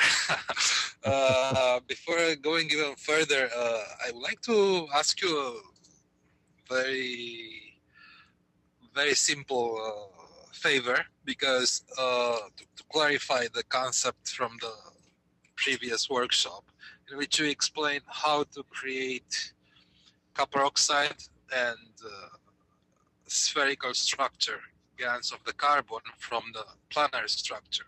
So basically, a very simple question for people to understand is, for example, if I want to get in one of these tanks CO2, what specific one has to do? And let's say if in the other tank he wants to have CH4 or CH3, what he has to do? Because basically the concept of withdrawing copper oxide through the gravitational magnetic field of water make it spherical GANs of copper oxide. I think that was understood.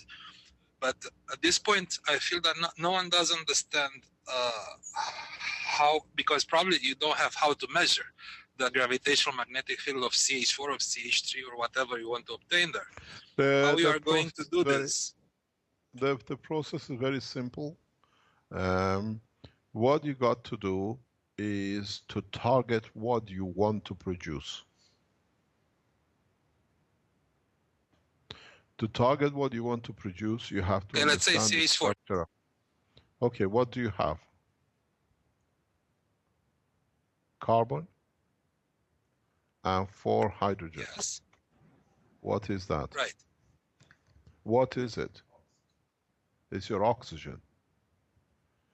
Okay? If you very, very, very simply create a salt condition that can create and hold on to the carbon and releases 4 oxygen from the water, you got your CH4. You got your methane. You see bubbles. Look at the shape and the size of the bubbles. You can say which one is a helium, you can say which one is a oxygen. Because the bubbles are released as matter. Very silly question. How do you do that? We very soon will make the measurement tools for it. Pardon? What is €1? No, hold on. He says €1. What is €1? He's asking how. Yeah. No, but the thing is, you see, go back and look at the pictures in the lab. I have used the leftover of the copper wires which the knowledge seekers used to create their copper oxide beds, as you see it. I haven't used anything else, but I used that the same copper. But if you look, the same copper, the same wires, what was left over in one morning, I went to the lab and I used it. The same wire has not produced, the same copper wire has not produced a single copper oxide in any of the 48 homes or the blocks. But what it's doing is producing fat, and it's producing CO2, and it's producing CH3. And it's the same elements. How come some don't change and stay producing the same material? In your copper oxide beds, which knowledge seekers have created, the way they rolled their copper wires created that environment. I don't know if it was Armin or somebody else. They rolled it, they made it like curly hair. And that curly hair creates a composite environment within the center. If you put a super slow, super fast cameras on these containers and put them through a transparent glass, you will see that you heard that song. It says rain, just the rains. Just what it rains is literally copper oxide. If you can watch this in a fast motion, you will see these copper oxide layers are raining copper oxide. The copper coated material wires are literally rain copper oxide. The reason being is the way this curling was done, and the oxidization of the copper became very rapid. It's the same molecules of water in the same container. Some of these are not copper oxide. Some of these are pure copper GaNs. Most of them are pure copper GaNs. But because... Okay, so you are trying to say that by making a horizontal listen, coil it's very that simple. will intensify... It's very simple. You have only copper to work with. So what happens to it? The copper is getting separated from molecule to atomic, and it gets, as an atomic level, gets pushed up. If you have managed in your process, if they wouldn't have twisted it so much, and in some places, because on the top or the bottom, the copper atom, as it's going through the layers, is already half converted into a GaNs. When it reaches the water, it cannot be attached to oxygen in the water. So it stays in a singular GaNs atomic structure, or GaNs structure. So even part of I see it all the time, they just clean it and they call it a copper oxide. But most of this is copper itself. Partially there's copper oxide in there, and you have a very good, very fine CO2, GaNs as well. But it's very little, because the environment is so volatile that the copper in the presence of the carbon and the CO2 which is absorbed, release the carbon itself attaches itself to to the free hydrogens, makes CH4, or changes automatically, because everything is on a magnetic gravitational field. You see it as oxygen bubbles which come out. When you make a copper oxide, where is the hydrogen going to go from the water? Yes, I have a question about that, Mr. Keshe. If you have a reactor, excuse me, you have a reactor that's rotating and you're starting to fill it and clean it after the nano coatings are already installed and it's ready to go, would not flushing with hydrogen tend to reduce the copper oxide back to its copper form, at least on the outer layers of the nano coating. So that if we flushed what has without happened? rotating, if there's rotation, you had the gases as an insulating layer, then the hydrogen wouldn't get into the nano layers perhaps. But if it was just not rotating and flushing with hydrogen, wouldn't it tend to convert the oxide back to the base metal? No.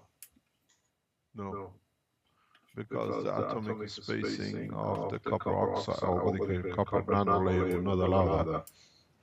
As much as is an absorber, is a repellent too. You're dealing with a plasma. The nano layers, even though they are flat, but they're still in the same position in their gaps.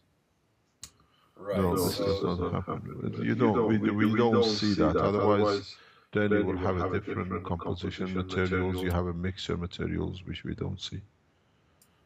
Right. As much as it attracts magnetic gravitational field, the layers have their own plasma repulsion too. That makes sense. Thanks for clarifying that.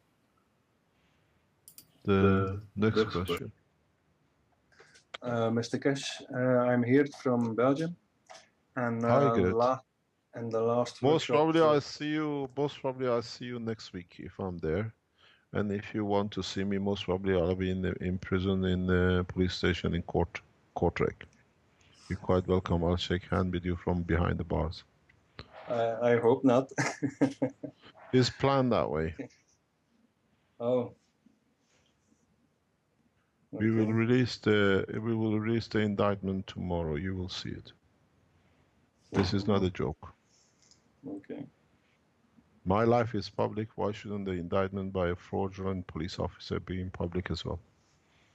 He signed it himself. And as I can see, he's been promoted his last attempt on my life. Do you know, I explained to you something while you're there, Gert. Do you know why he's indicting my wife?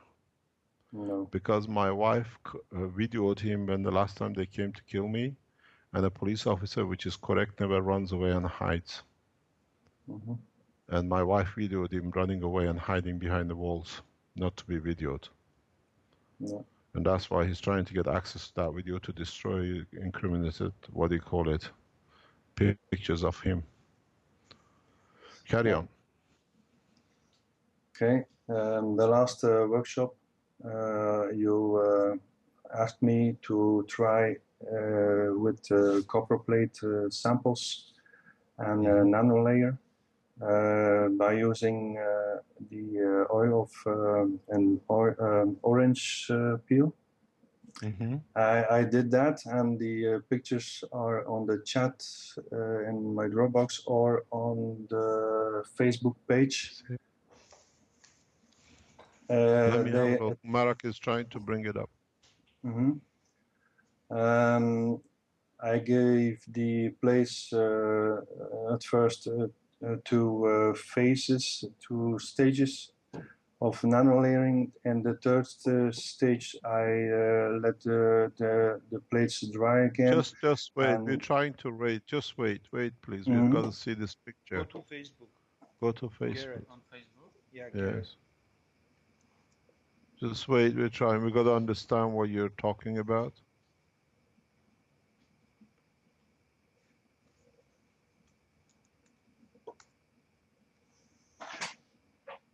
The layering looks like rougher, yeah, not smooth. Yeah. I did what you asked me. Yeah, explain. Where is what? Where is the oil, and how did you apply the oil? And when I started the third stage of nano layering in the caustic, I let the place dry again and brought the oil on the surface. Did you put the oil before you tested or after? Sorry? Did you put the oil, orange oil, before you start the coating or after? I added in the third stage. Dus in the first two stages, I put the plates in the caustic, yeah, and the third stage in the steam with the oil on it, and I repeated again for 3 times, but the other times I didn't add oil, any more oil. I just added once. Urgent. Urgent? Just one second. I'll come back. Something is happening once.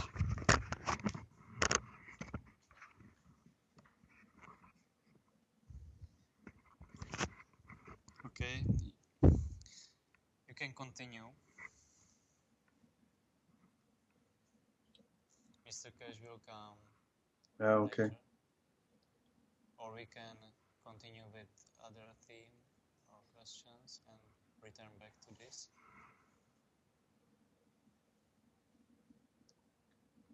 There's definitely a different structure on those copper plates with the orange added, or the orange oil added.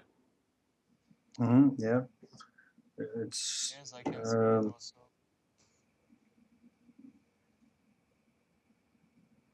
Ms. Keshe said it had more ability to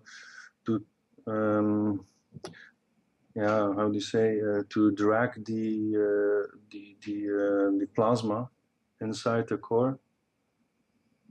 And you've put it on the strips or just the solution? On the plates. So I the first stage I put copper plates in the caustic, yeah, like you guys always do, and afterwards I put it on the how do you say, chicken wire, add some current, or use the voltmeter actually a few times. Yeah, that's the first stage. Second stage, I put the plates again in the caustic, and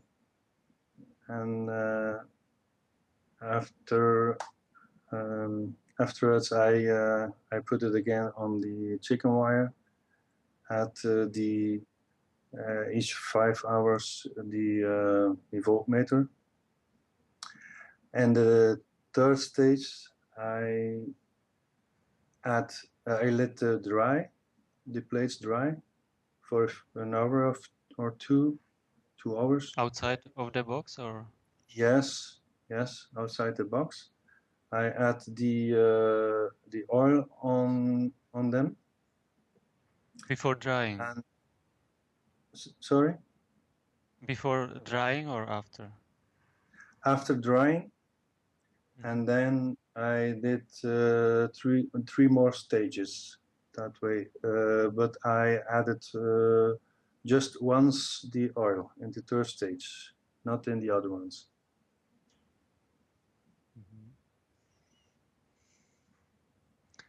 It looks like a wild nano layer. How have you managed to cover these plates with the oil without touching, or? No. Well, yeah. I just squeezed the peel of the orange, and the oil comes out. Pull it through. No. It's interesting.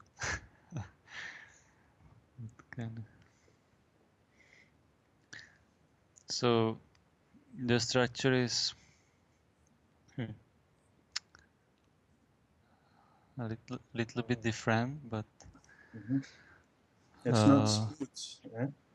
It's a kind of wild surface. Maybe it's the residual of the oil on it. Which Also, part is this part is with orange? I don't know exactly, but We are looking at the picture, and which part is? There are two plates, two samples. I added at one sample the orange oil, and on the other one no oil. But after the third phase, I saw that both surfaces were equal. So I think the oil had maybe evaporate a bit in the container. Washed. Yeah. Mm-hmm. So at the end, when you compare those two, treated, untreated with the oil, you see any difference? No, they are both the same. Both the same? Yes. But you put them into the caustic again? Yes. After oiling, no. I just used the steam. Okay. What have you used? The environment, the steam. This the first two times I put the plates in the caustic with the boiling water, and on the third, fourth, and fifth stage, if it's need to be do it 5 times, I just place them on the chicken wire above the caustic with the boiling water and close the container. So just steam it. Mm-hmm. Yeah. Yeah, but most probably another layer was created on the top of that orange oil layer. So you created another environment. Could be, yeah. This can be different composition. You created different gravitational and magnetic field with these layers. Yes. Yes. So, sandwich of orange.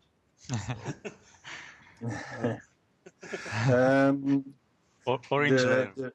The reason I think that Mr. Keshe asked me to do this is instead of be patient for a month or 2 months to get the GANS layer, powder GANS layer on the surface of the core, the wall of the core, the inner wall of the core. You could be use the oil of the orange to have a nano layer that be able to take the how do you say, to open the plasma quicker. The reason I asked you to do this is because of the property of the oil of orange. Mm-hmm. The oil of orange or citrus fruit is a very much near nano thickness. Mm-hmm. And this, what you've done with the oil, you have created these gaps, which allows them to sponge up. They feel more like a spongish. Mm-hmm. Mm-hmm. Because as I explained to you last time, or the reason now, I've said this before, we are using lower temperature washing up liquids and low temperature washing powders, and they encourage to produce more and more liquid washing powders than solid, is because the oil of orange, especially, and citrus fruit are very singular atomic, near enough to atomic structure, and they can penetrate the gaps.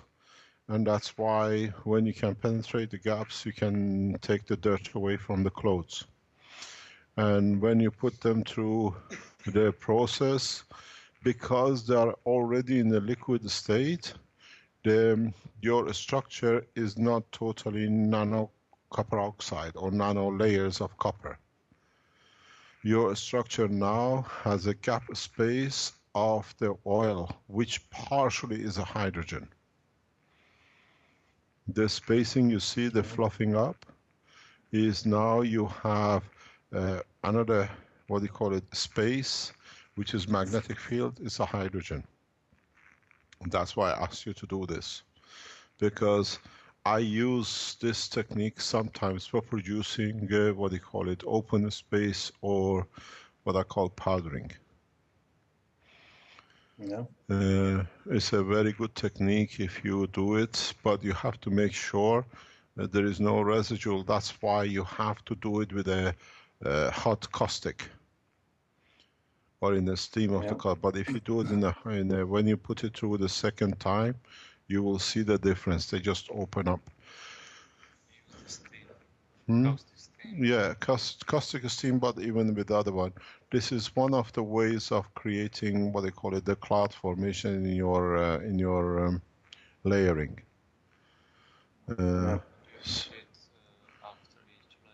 You can do it once or twice. If you do it too much, then you get drop-offs. You literally get ganses. You will see it. Try it, you will see it. Okay. You can't do it more than once or twice. I haven't seen. But the thing is, the cloudiness comes up. But the best way to do the cloudiness is, or what do you call it, is to, what do you call it, time. Time is the best way to make a powder surface. This is, what's this noise? There is some noise on other sides. It's alarm. Where? It's Conversation. Ah, okay. What do you call it? With the way I do it, I leave the material in the core for at least a week, 2 weeks, and then you can add what do you call it, the oil into it to do the powdering. It's a very interesting way to do the job. I have started teaching, or I tell you, you try it, then you see, or this is the way we have to open it, because everybody else will do the same. You got to test, you got to open up, and you have to teach us what you learn, and then I explain to you what you see. But citrus fruit, oranges,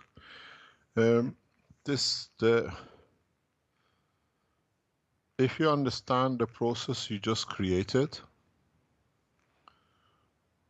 go back into the structure of fruits like ananas. Yeah, pineapple. In nuclear reactors, we see corrosion due to bromine. And these fruits carry bromine. And when you eat them, the structure you see on the surface of your copper oxide or your plate happens to the cover of your neurosystem. If is not done and eaten in conjunction with something else which can interact with it.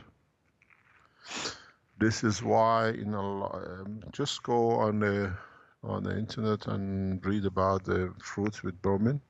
We see the same decomposition in nuclear cladding in the reactors. If you understand the structure and change of the composition in the gaseous state, then you understand how these chemicals affect and create some neuro damage in the people who are vulnerable in the right salt mixture in the certain part of the body. Does not affect everyone, but if it's like the way I use a copper wire and I produce protein and the others use the same copper wire and they use copper oxide, these fruits, due to the minerals they carry or the metals they carry, can cause certain neurodamages. It's not a damage, it's a change, exactly what you've seen in your plate. And we see that in the neurosystem. And the only way to change it is by the eating of the certain opposite fruits which neutralizes the oil.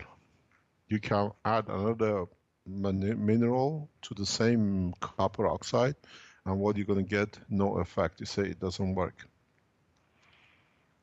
So you have to understand what you're doing. I've done a lot of tests like this.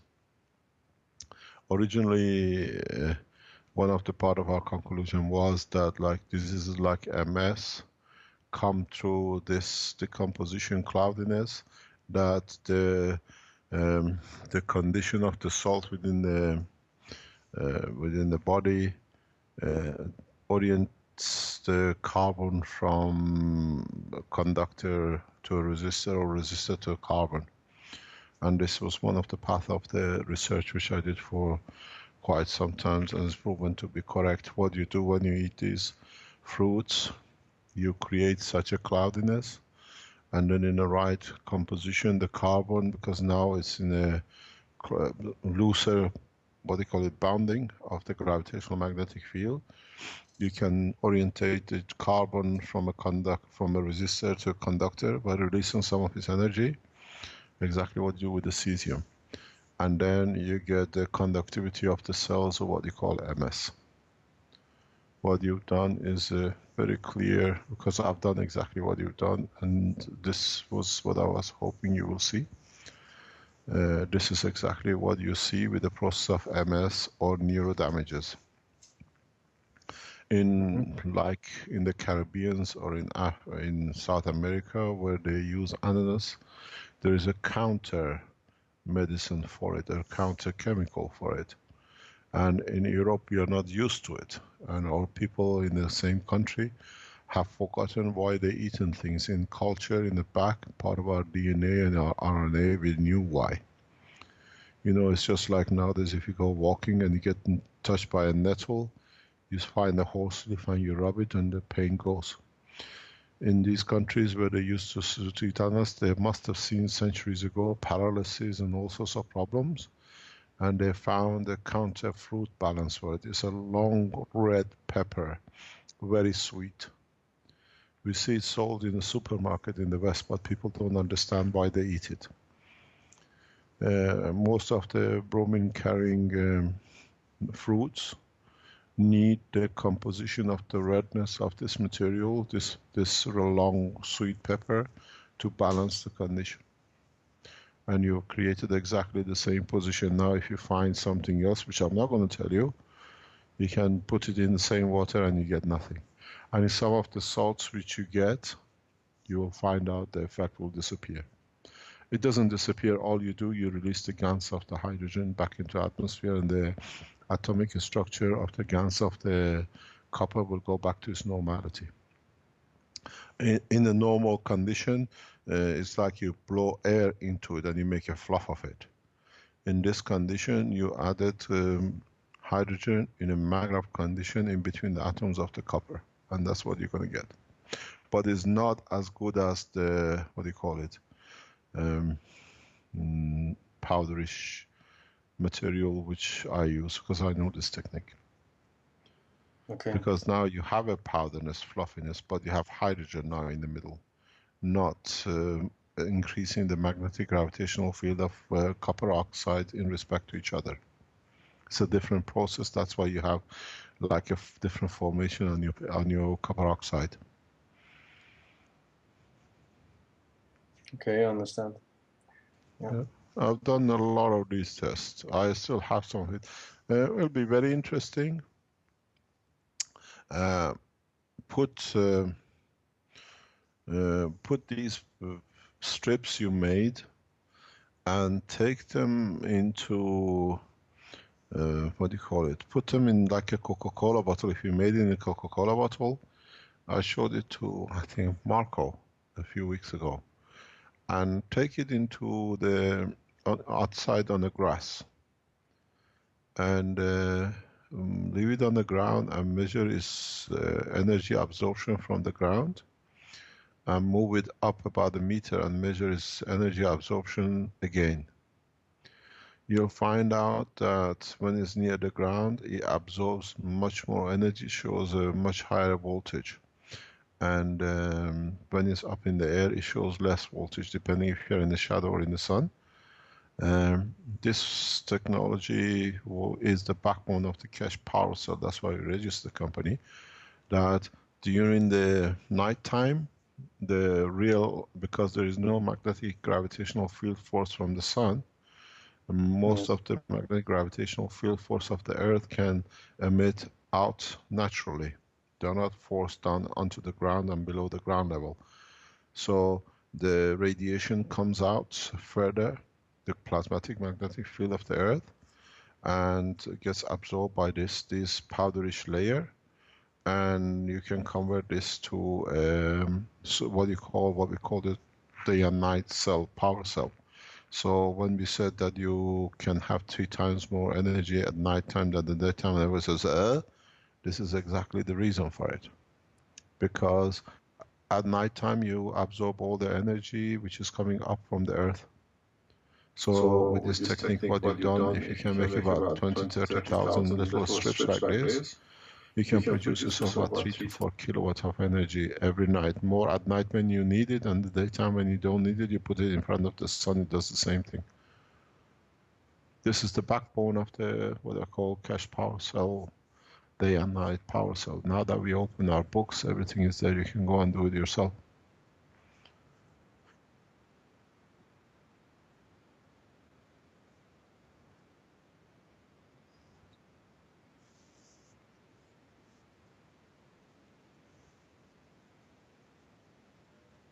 They're doing it a very much clunkier caveman way than the more elegant way that you just described. They're essentially making a diode type circuit that will operate. No, you don't make a diode. You use the space gaps. They become your capacitors.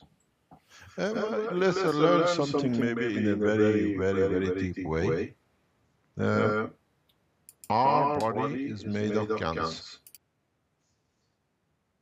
And when we lie on the floor, on the ground, we feel very good because we still got these space gaps and still in the plasma conditions as GaNs. We get what we need from the ground. When you sleep between the sheets and the mattresses and all these springs, you don't receive anything. That's why you go to sleep tired, you wake up tired, because the body has to do most of the repairs on itself. If you can make different beds of charcoal and different minerals or flat, and you could sleep in different one in every night, you will find out you have a totally different behavior. Because our body is made of GaNs full of holes and gaps. So what we absorb, like these sheets or the copper oxide layer you showed, absorbs what it needs. If you're ever depressed, take your shoes off and walk barefoot on the grass or in the garden. Just a few minutes a day for a few weeks. Then you will see what happens. You absorb, walk at night time, not daytime. Daytime, there is not much field because the magnetic field of strength of the sun is very strong. It depresses and pushes the mineral, what they call the fields on the ground. And this has a lot of, this even why explains human race. Some of us have become root eaters. The root eating habit of the man, and the roots we eat, is due to the fact in northern hemisphere there is less light, and especially the further north we go. So most of the energy stays on the ground, so it gets absorbed by the roots and we eat them. There is a lot of understanding. When you understand this process, you can go back to the nature. In a more warmer and so different climates, the stem of the wheat will take more what it needs. and it doesn't have much root to take from the ground. The maturity comes different. It's like the apple and the berries. The process you've done, if you understand the full implication of it, you understand a lot about the creation or life support on this planet. Next question. Dr. Keshe, I have a few questions. Can you hear me? Yes, I can always hear you. Oh, all right. Like John, I also did sun gazing. I still do it, and I was taught that in addition to that, that you need to walk on certain types of sand to absorb the fields, and then that will increase your mental well-being, and you will stop eating less food and sleep less, etc. So that's what I Yeah, started but when doing. you I've been walk doing on that the for a while. sand, yeah, no. Understand what you're doing. According to my understanding, when you walk on the sand, you massage different organs in your body because they all have a connection to your toes and the foot. That's a different process. When you walk on the grass or a soft ground or near the sea, you, especially at night, that's the absorption. You absorb certain amount from the ground when you're walking on the sand, on the even the stones. They call cobblestones, they call it in English, because that is a different process of massage, which, as most of the organs, if you are very familiar with the connection between the neural system of the foot and different organs of the body. Yes. Don't mix the two together. Okay. Also, I have a friend who can meditate, and when he does it, he leaves his physical body sitting there, and he leaves and he looks like a ghost, and he goes and travels. Can you explain to me what he's doing? This is a lot of. I prefer not to make a comment. I'll explain this to you. I attended a conference last Saturday for about an hour and a half. When I got into the meeting, there were a bunch of about 10, 12 scientists and doctors and whatever. And one of the scientists was claiming that he can jump, he can meditate and he can jump. And he has shown it that he can jump like a frog and turn around and pad. And I explained to him what you're doing. He said, I can levitate, I can, do this. I said, you don't levitate. What you're doing is a jump frog. And I explained to him exactly when you sit and meditate, you increase the charges or you hold charges in the physical part of the body, not the emotional part. And when it gets to a saturation point, there is a spot in the back of your neck which controls the release of the information or energy or whatever to your muscles. And you find these guys won't jump like with two legs. They have to be folded legs. So much energy is released into the leg which cannot go anywhere, and the muscles of the foot push and you create a jump. So this is not levitation. The people who talk about this leaving their body is of the same state. It's just you got to understand which part of the body they use to do it.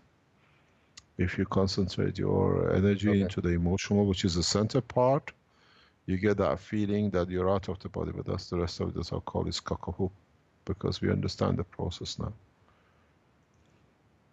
Also, what about people who can bilocate? They literally just disappear and reappear somewhere else. They can disappear and reappear somewhere else. Show me one. I want to know one. I've heard a lot of these people, but show me one. I'm trying to get my friend on next week. His schedule's real busy, and he has lots of pictures I can show you of him doing it. He'll teach you. Yeah, but that can be explained. A lot of these things can be explained if you understand the creation and the creation of the information within the physical part and the emotional part. And there are people who can sit in front of you and they disappear. But in fact, they don't disappear. They are still there. They create a gravitational magnetic field within 2 layers of the brain, which the fields within the cells of the body go into neutral in respect to the environment they are in. I've seen this, I understand it, but we do the same thing in the space reactors. We'll show it later on in the future by the knowledge seekers. If you can create gravitational magnetic field within the structure which is equal to its environment, You don't need to move, you just become part of it, so there is no friction. The only way we appear to be what we are and the colors we are is because of the plasmatic gravitational GANS state of our body, which absorbs some things and doesn't absorb other parts, but it can stay in the what do you call it, in condition of the GANS. So you can sit in front of me and I don't see if you know which part of the brain to use.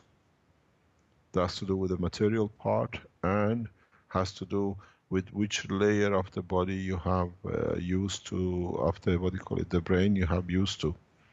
You don't need to disappear the whole body. You can use the skin part control of the body. When the skin is in balance, you don't need that much energy for the rest not to be seen. This is a physical information and energy transfer. It's well understood. I can explain to you step by step of it. Yeah, I need some help on how to control mine. I think half of the people in the universe would like to do that. Well, I can access the field. I just don't know what to do with it or how to use it. Good luck to you. Next question. Is there any other questions?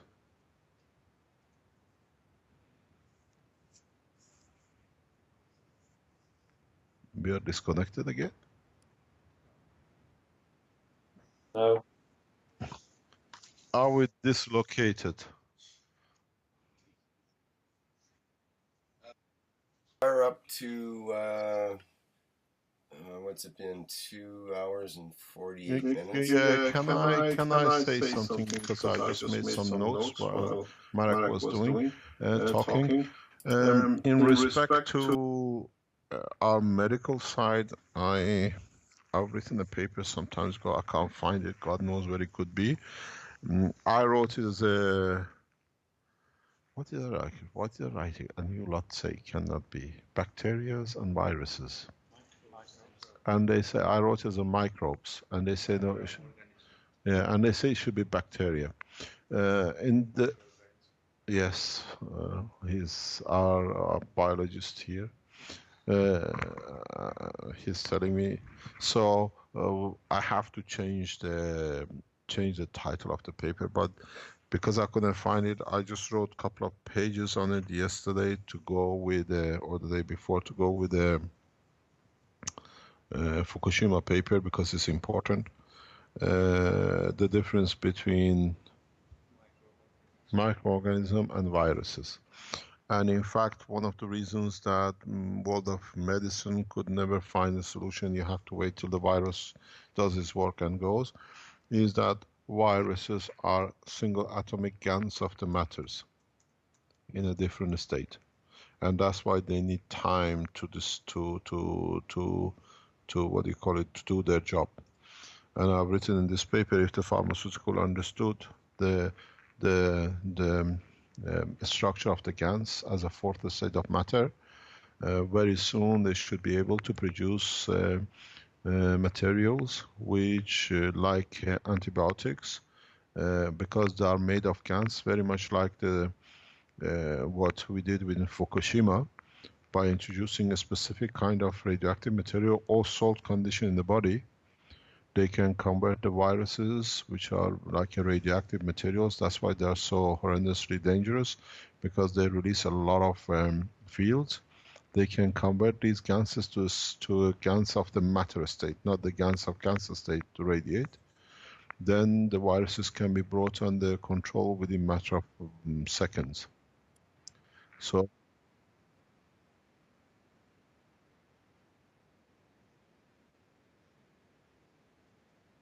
let me put it on live stream too here, sorry. The question goes, how can your technology be used by farmers and food transporters? So if there was, for example, I'm thinking with viruses. You see, you got to go back a step back or a step forward. We use microwaves nowadays to mature fruits when we need it, or irradiate them to keep them away from microbes. If you can understand the process, you can do it in a very much simpler way without any side effects, using the combination. You have to go back to the essence of creation: salts, radiation, and the conversion, transmutation.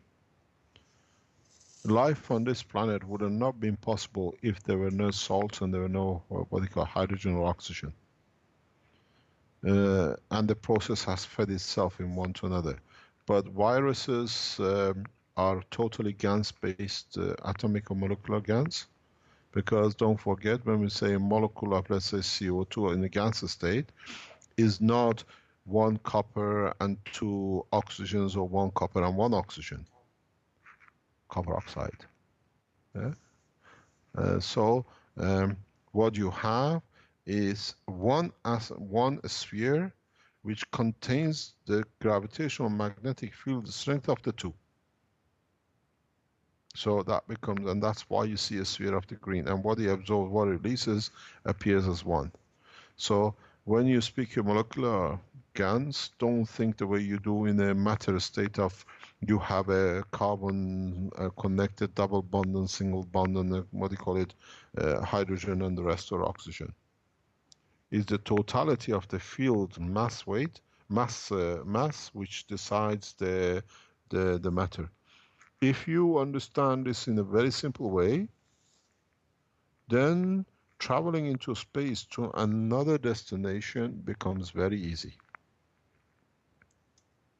You have to replicate the gravitational magnetic fields of the content mass of the matter in that destination, because nowhere in the universe is the same. You cannot try, you can't go to uncle's house when you want to go to auntie's house. You always go to the uncle's house because it's on the GPS. And this is how you destination point your travels in space. There's always a slight difference, and that's where you're going to end up. Next question. So, but just tell you that the viruses are actually the GANs of material. Now we understand the GANs. Carry on. Okay, along the lines of trips and changing of location, there was a question: how can we support you with your trip and situation next week to Belgium? Are you actually going to Belgium, or how can people support that? If I don't go, they're going to issue a warrant for arrest. If I go, we are prepared to be executed by accident happens. This gentleman has been trying to kill me 3 times. Now he's been put in a position. Attend in front, I will tell you, come to the front of the police station in Kortrijk and do mass riot. Doesn't work that way. The King of Belgium has paid all his wealth supporting for this to be done. It's no use for a revolution, no use for through that. We have to do it according to what we understand. And the next step tomorrow, we will see what we can do. That's why we want the workshop. Someone somewhere has to issue a warrant for the arrest of Mr. Delanois. He has killed. You see what happened? His position is he is in charge of murders in Belgium. He organizes the murders, then he investigates it himself. So there is never anybody there to be found. This is the whole key to the whole structure. Mr. Delanois is always busy with murders, and now in this case, because he's trying to get hold of me, he's traveled to Holland. He's traveled all over the place. He's threatened everybody. He has interviewed who's been helped by Keshe Foundation. They're going to go to prison. People panic, so they give him all the bullshit he wants, and he's making a dossier out of it. And this is the plan. This guy has go to Willie, who supported us with the medical. He's threatened him that he's going to send him a summons. He's going to go to prison. He has threatened. All the thing he's done is by threat. We have to handle him the correct way, but these are murderers. They have no problem. They're a bunch of pedophiles which have found the structure to do their job. If you do not do, why do you do such a things? I do not know. I don't have a solution for it. We don't go to court. We don't go to the police station and court in Kortrijk. They issue the warrant and I have to go through the whole process of the imprisoning in Italy, which they have already organized. Don't forget the Queen of Belgium, ex-Queen of Belgium is Italian. They were here 2 weeks ago. We are monitoring all their movement, not us, but the federal police within the Belgian police are fed up with these murders. They are the ones who brought these things to us. We didn't go to, actually, Mr. Delano unknowingly brought one of the most perfect officers to us. He said, this guy is criminal. They are doing, what happened, he's in charge of the murders which he organizes himself. So it's been organized as a perfect murder. He's carrying out perfect murders of scientists. I don't know how to stop it. Somebody has to stop this process. How? If you think of something that your supporters can help out with, I know that there's many organizations. I explained something in a very simple way to Yvonne yesterday. We have given a lot of hints.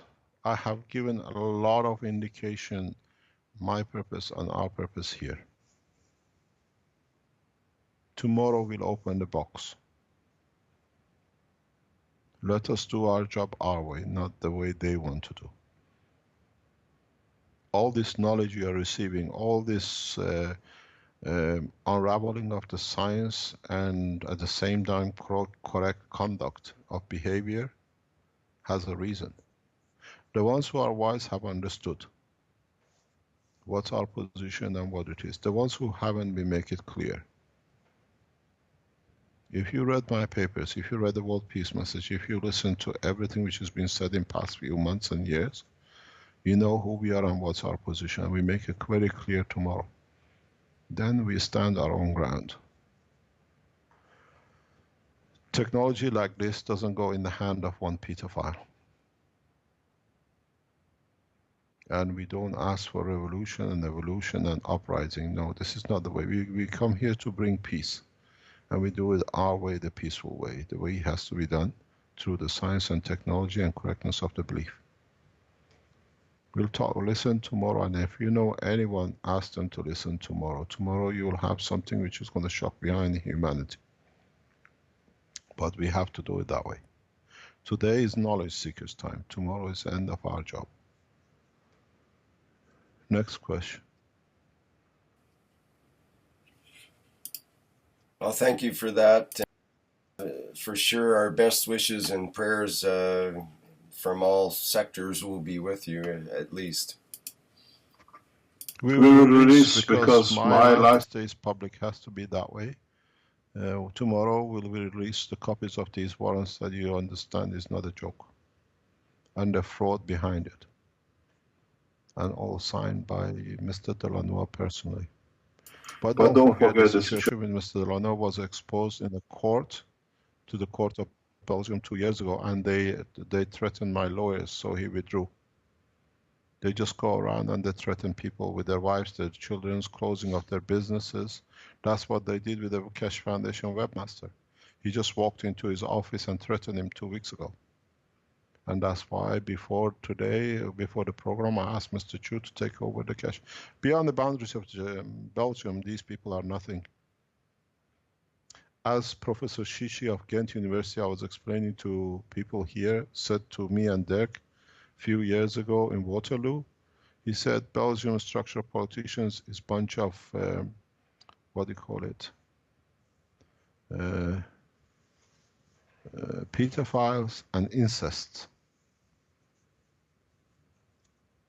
You got to understand how the nation operates.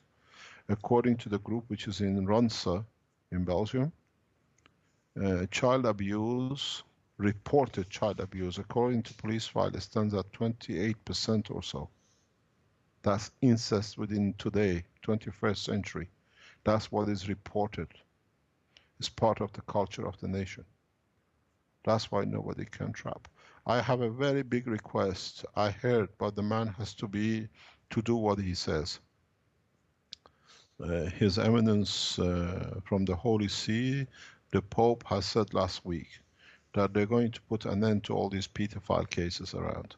Why is the main priest of Belgium hiding in a church which is accused of pedophile? Why? I think the Holy See has a lot to answer to why the house of God is used to protect a pedophile. That's a big question to answer. Everywhere else in the world, in America, everywhere else, pedophiles have been put on trial. In Belgium, House of God has become refuge for pedophiles. I wonder when they capture the king, what he does. He goes in the church, he says, I'm in the fire, in the church.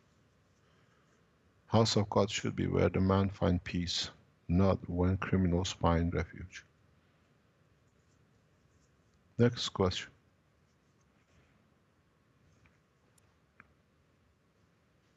Yes, Mr. Keshe, this is Lucian again. You was touching a very important subject before going to these things. Sorry, And it's you just that stated the way Rick asked me, what can we do? We will tell you our position tomorrow.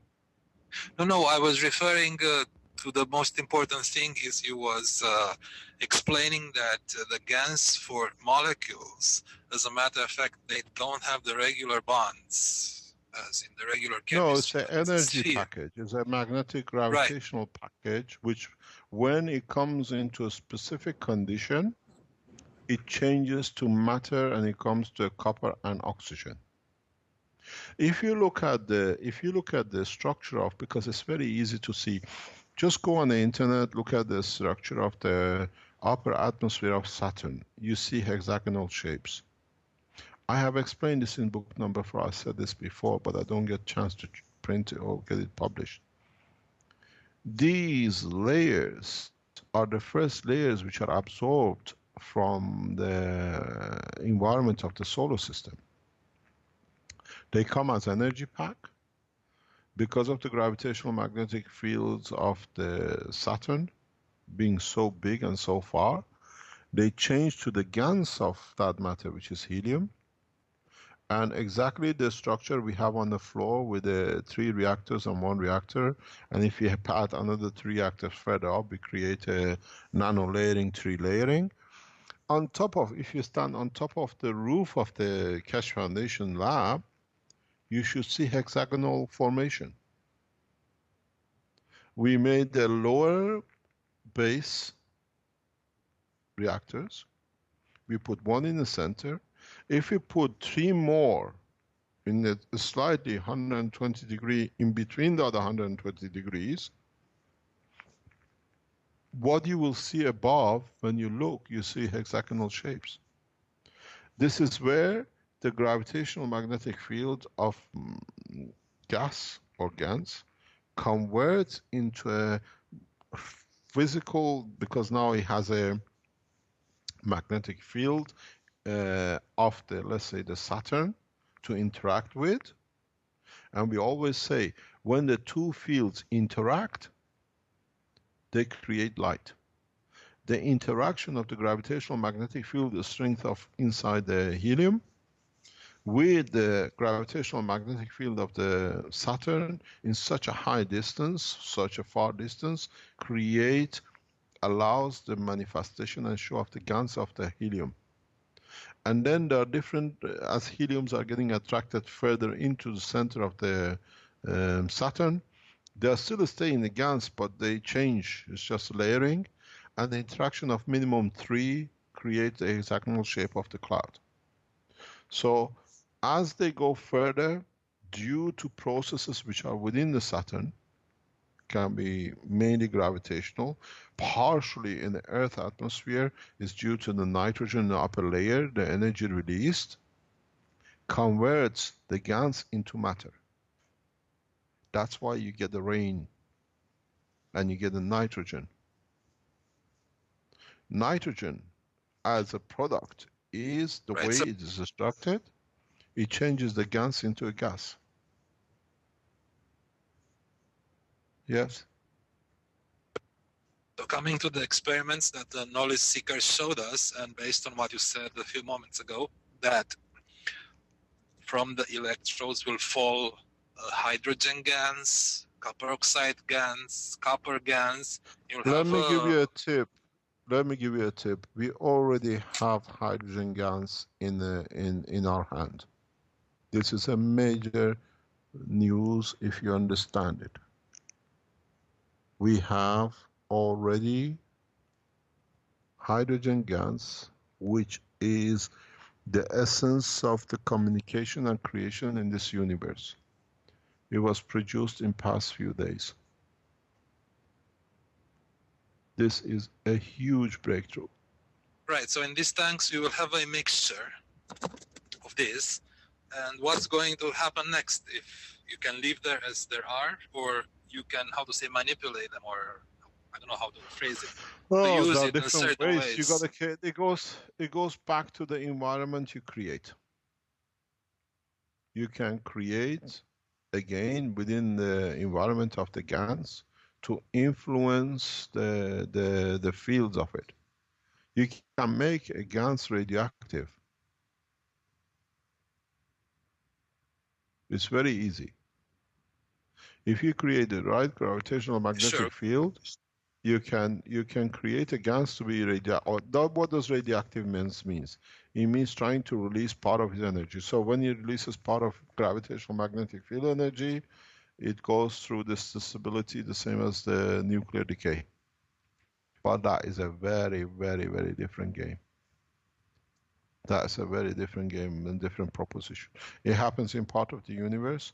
It happens between inter-universal layers. When one universe has different composition, all the universes don't have the same composition of the fields. So the fields, it's like when the Earth gravitational magnetic field interacts with the sun, and we have it at our purpose when we get nitrogen. This happens only in the universal condition, when you have interaction between universes.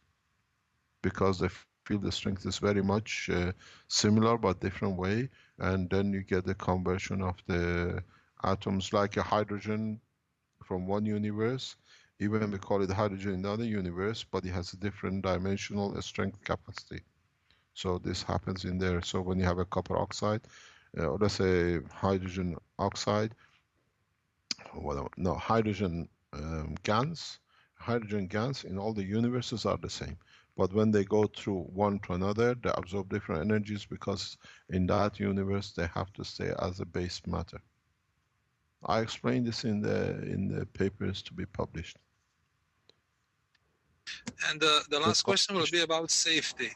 A lot of people will start to... No, I'm saying the question will come. A lot of people will start to obtain these GANs, whatever will be copper oxide or zinc oxide or whatever. So these quantities are going to quite accumulate, so probably they cannot be just dumped. How will be the safest way to destroy them? Or to... I read you something because knowledge seekers brought it to my attention. The paper I've written about what I call microbes and viruses are going to become to bacteria and viruses. The paragraph one before the last reads as follows. These viruses entities can be produced in space as much as on Earth, as we do in the laboratory of the Space Institute. Yeah? And what this means. We are producing gases, and we have to be careful with it. Right, the copper oxide is toxic for the human body. No, copper oxide in gas state is not toxic. You'll be amazed what you can do with copper oxide in the gas state. It's not a matter state. Matter, yes. Gas, no.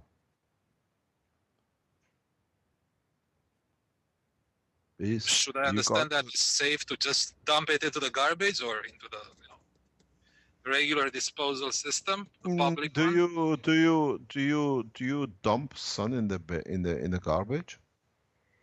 These gases are literally like a solar system full of energy. Balance energy.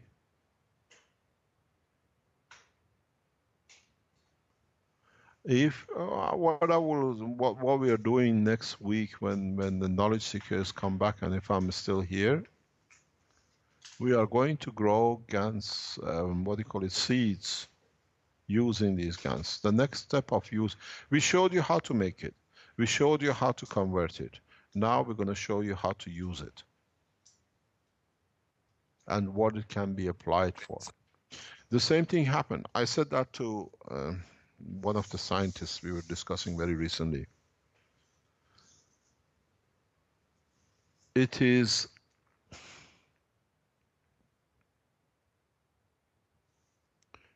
in the paper of the Fukushima paper. It's written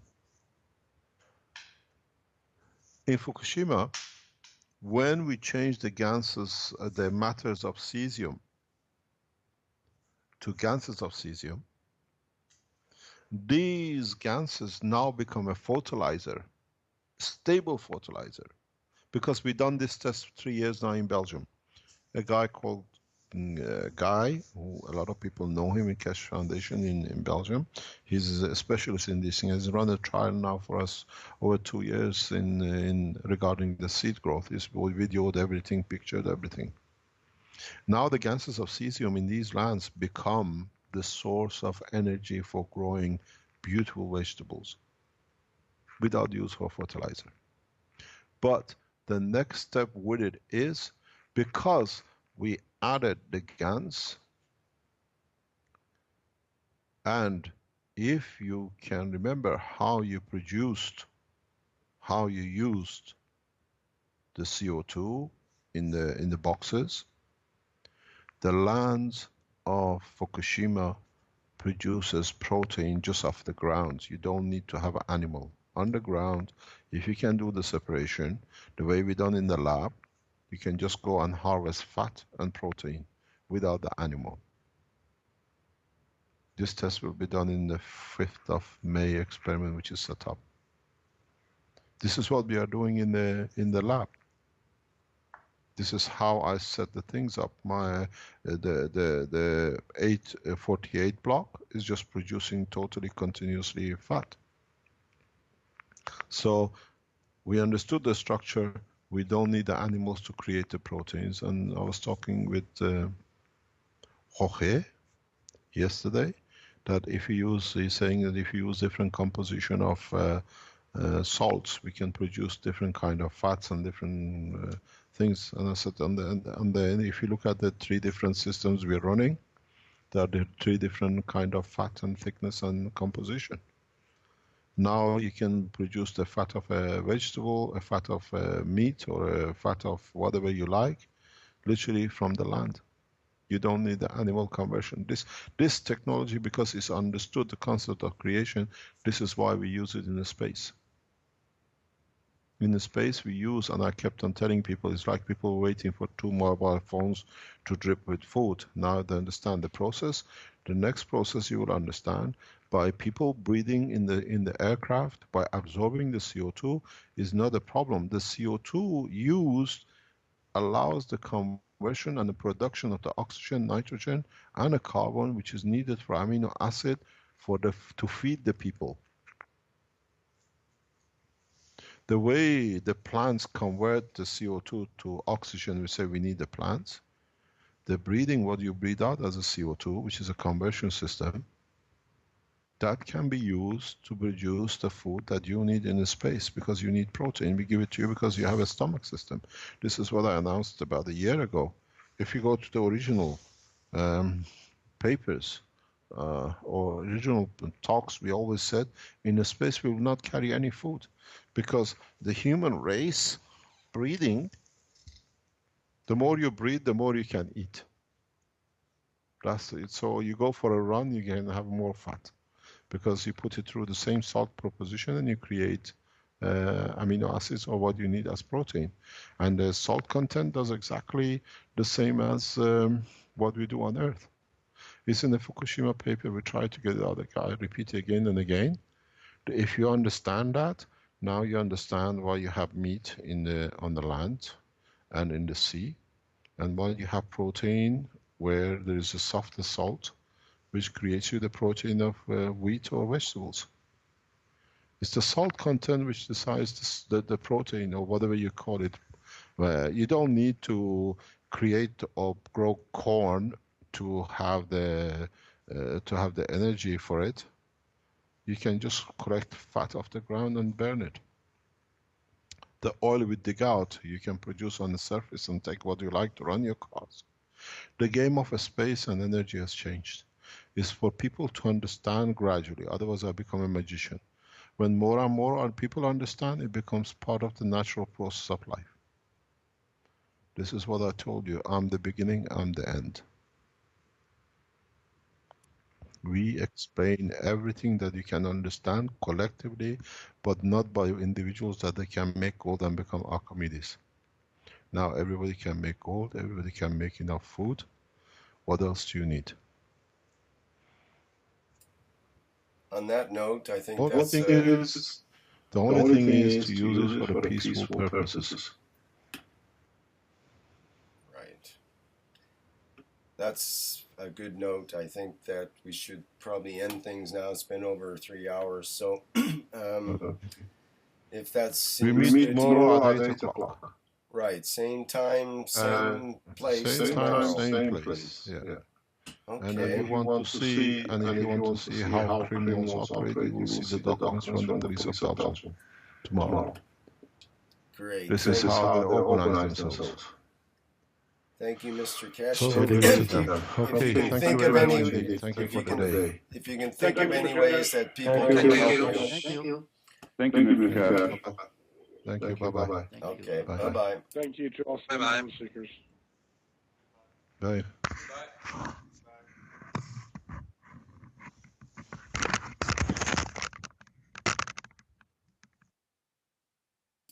Okay, that's the end of our seventh Knowledge Seekers workshop, and we'll be getting together tomorrow night. That'll be Friday, April 18th at 8 a.m. European time, which is 11 p.m. on today, Thursday, April 17th. Today for me. 11 p.m. Pacific time. So come back again if you'd like to see the sequel to this story. Okay, bye for now.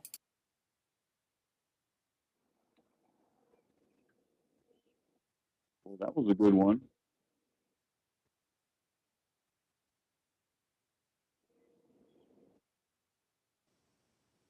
Yeah. Okay, so I'm stopped recording here, so I see Ludmill's already put it in. I'm going to end the live stream. End the GoToMeeting. Thank you to everybody for attending, and we will have another one open tomorrow. I'm going to try to schedule the meeting so that we can have maybe more people come in. We had a total of 10 people in the GoToMeeting today. So what's the max on GoToMeeting? 26. So 24.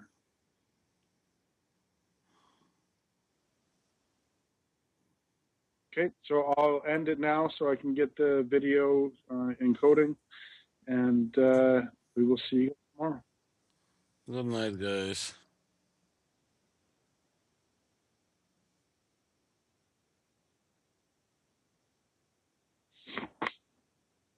Okay.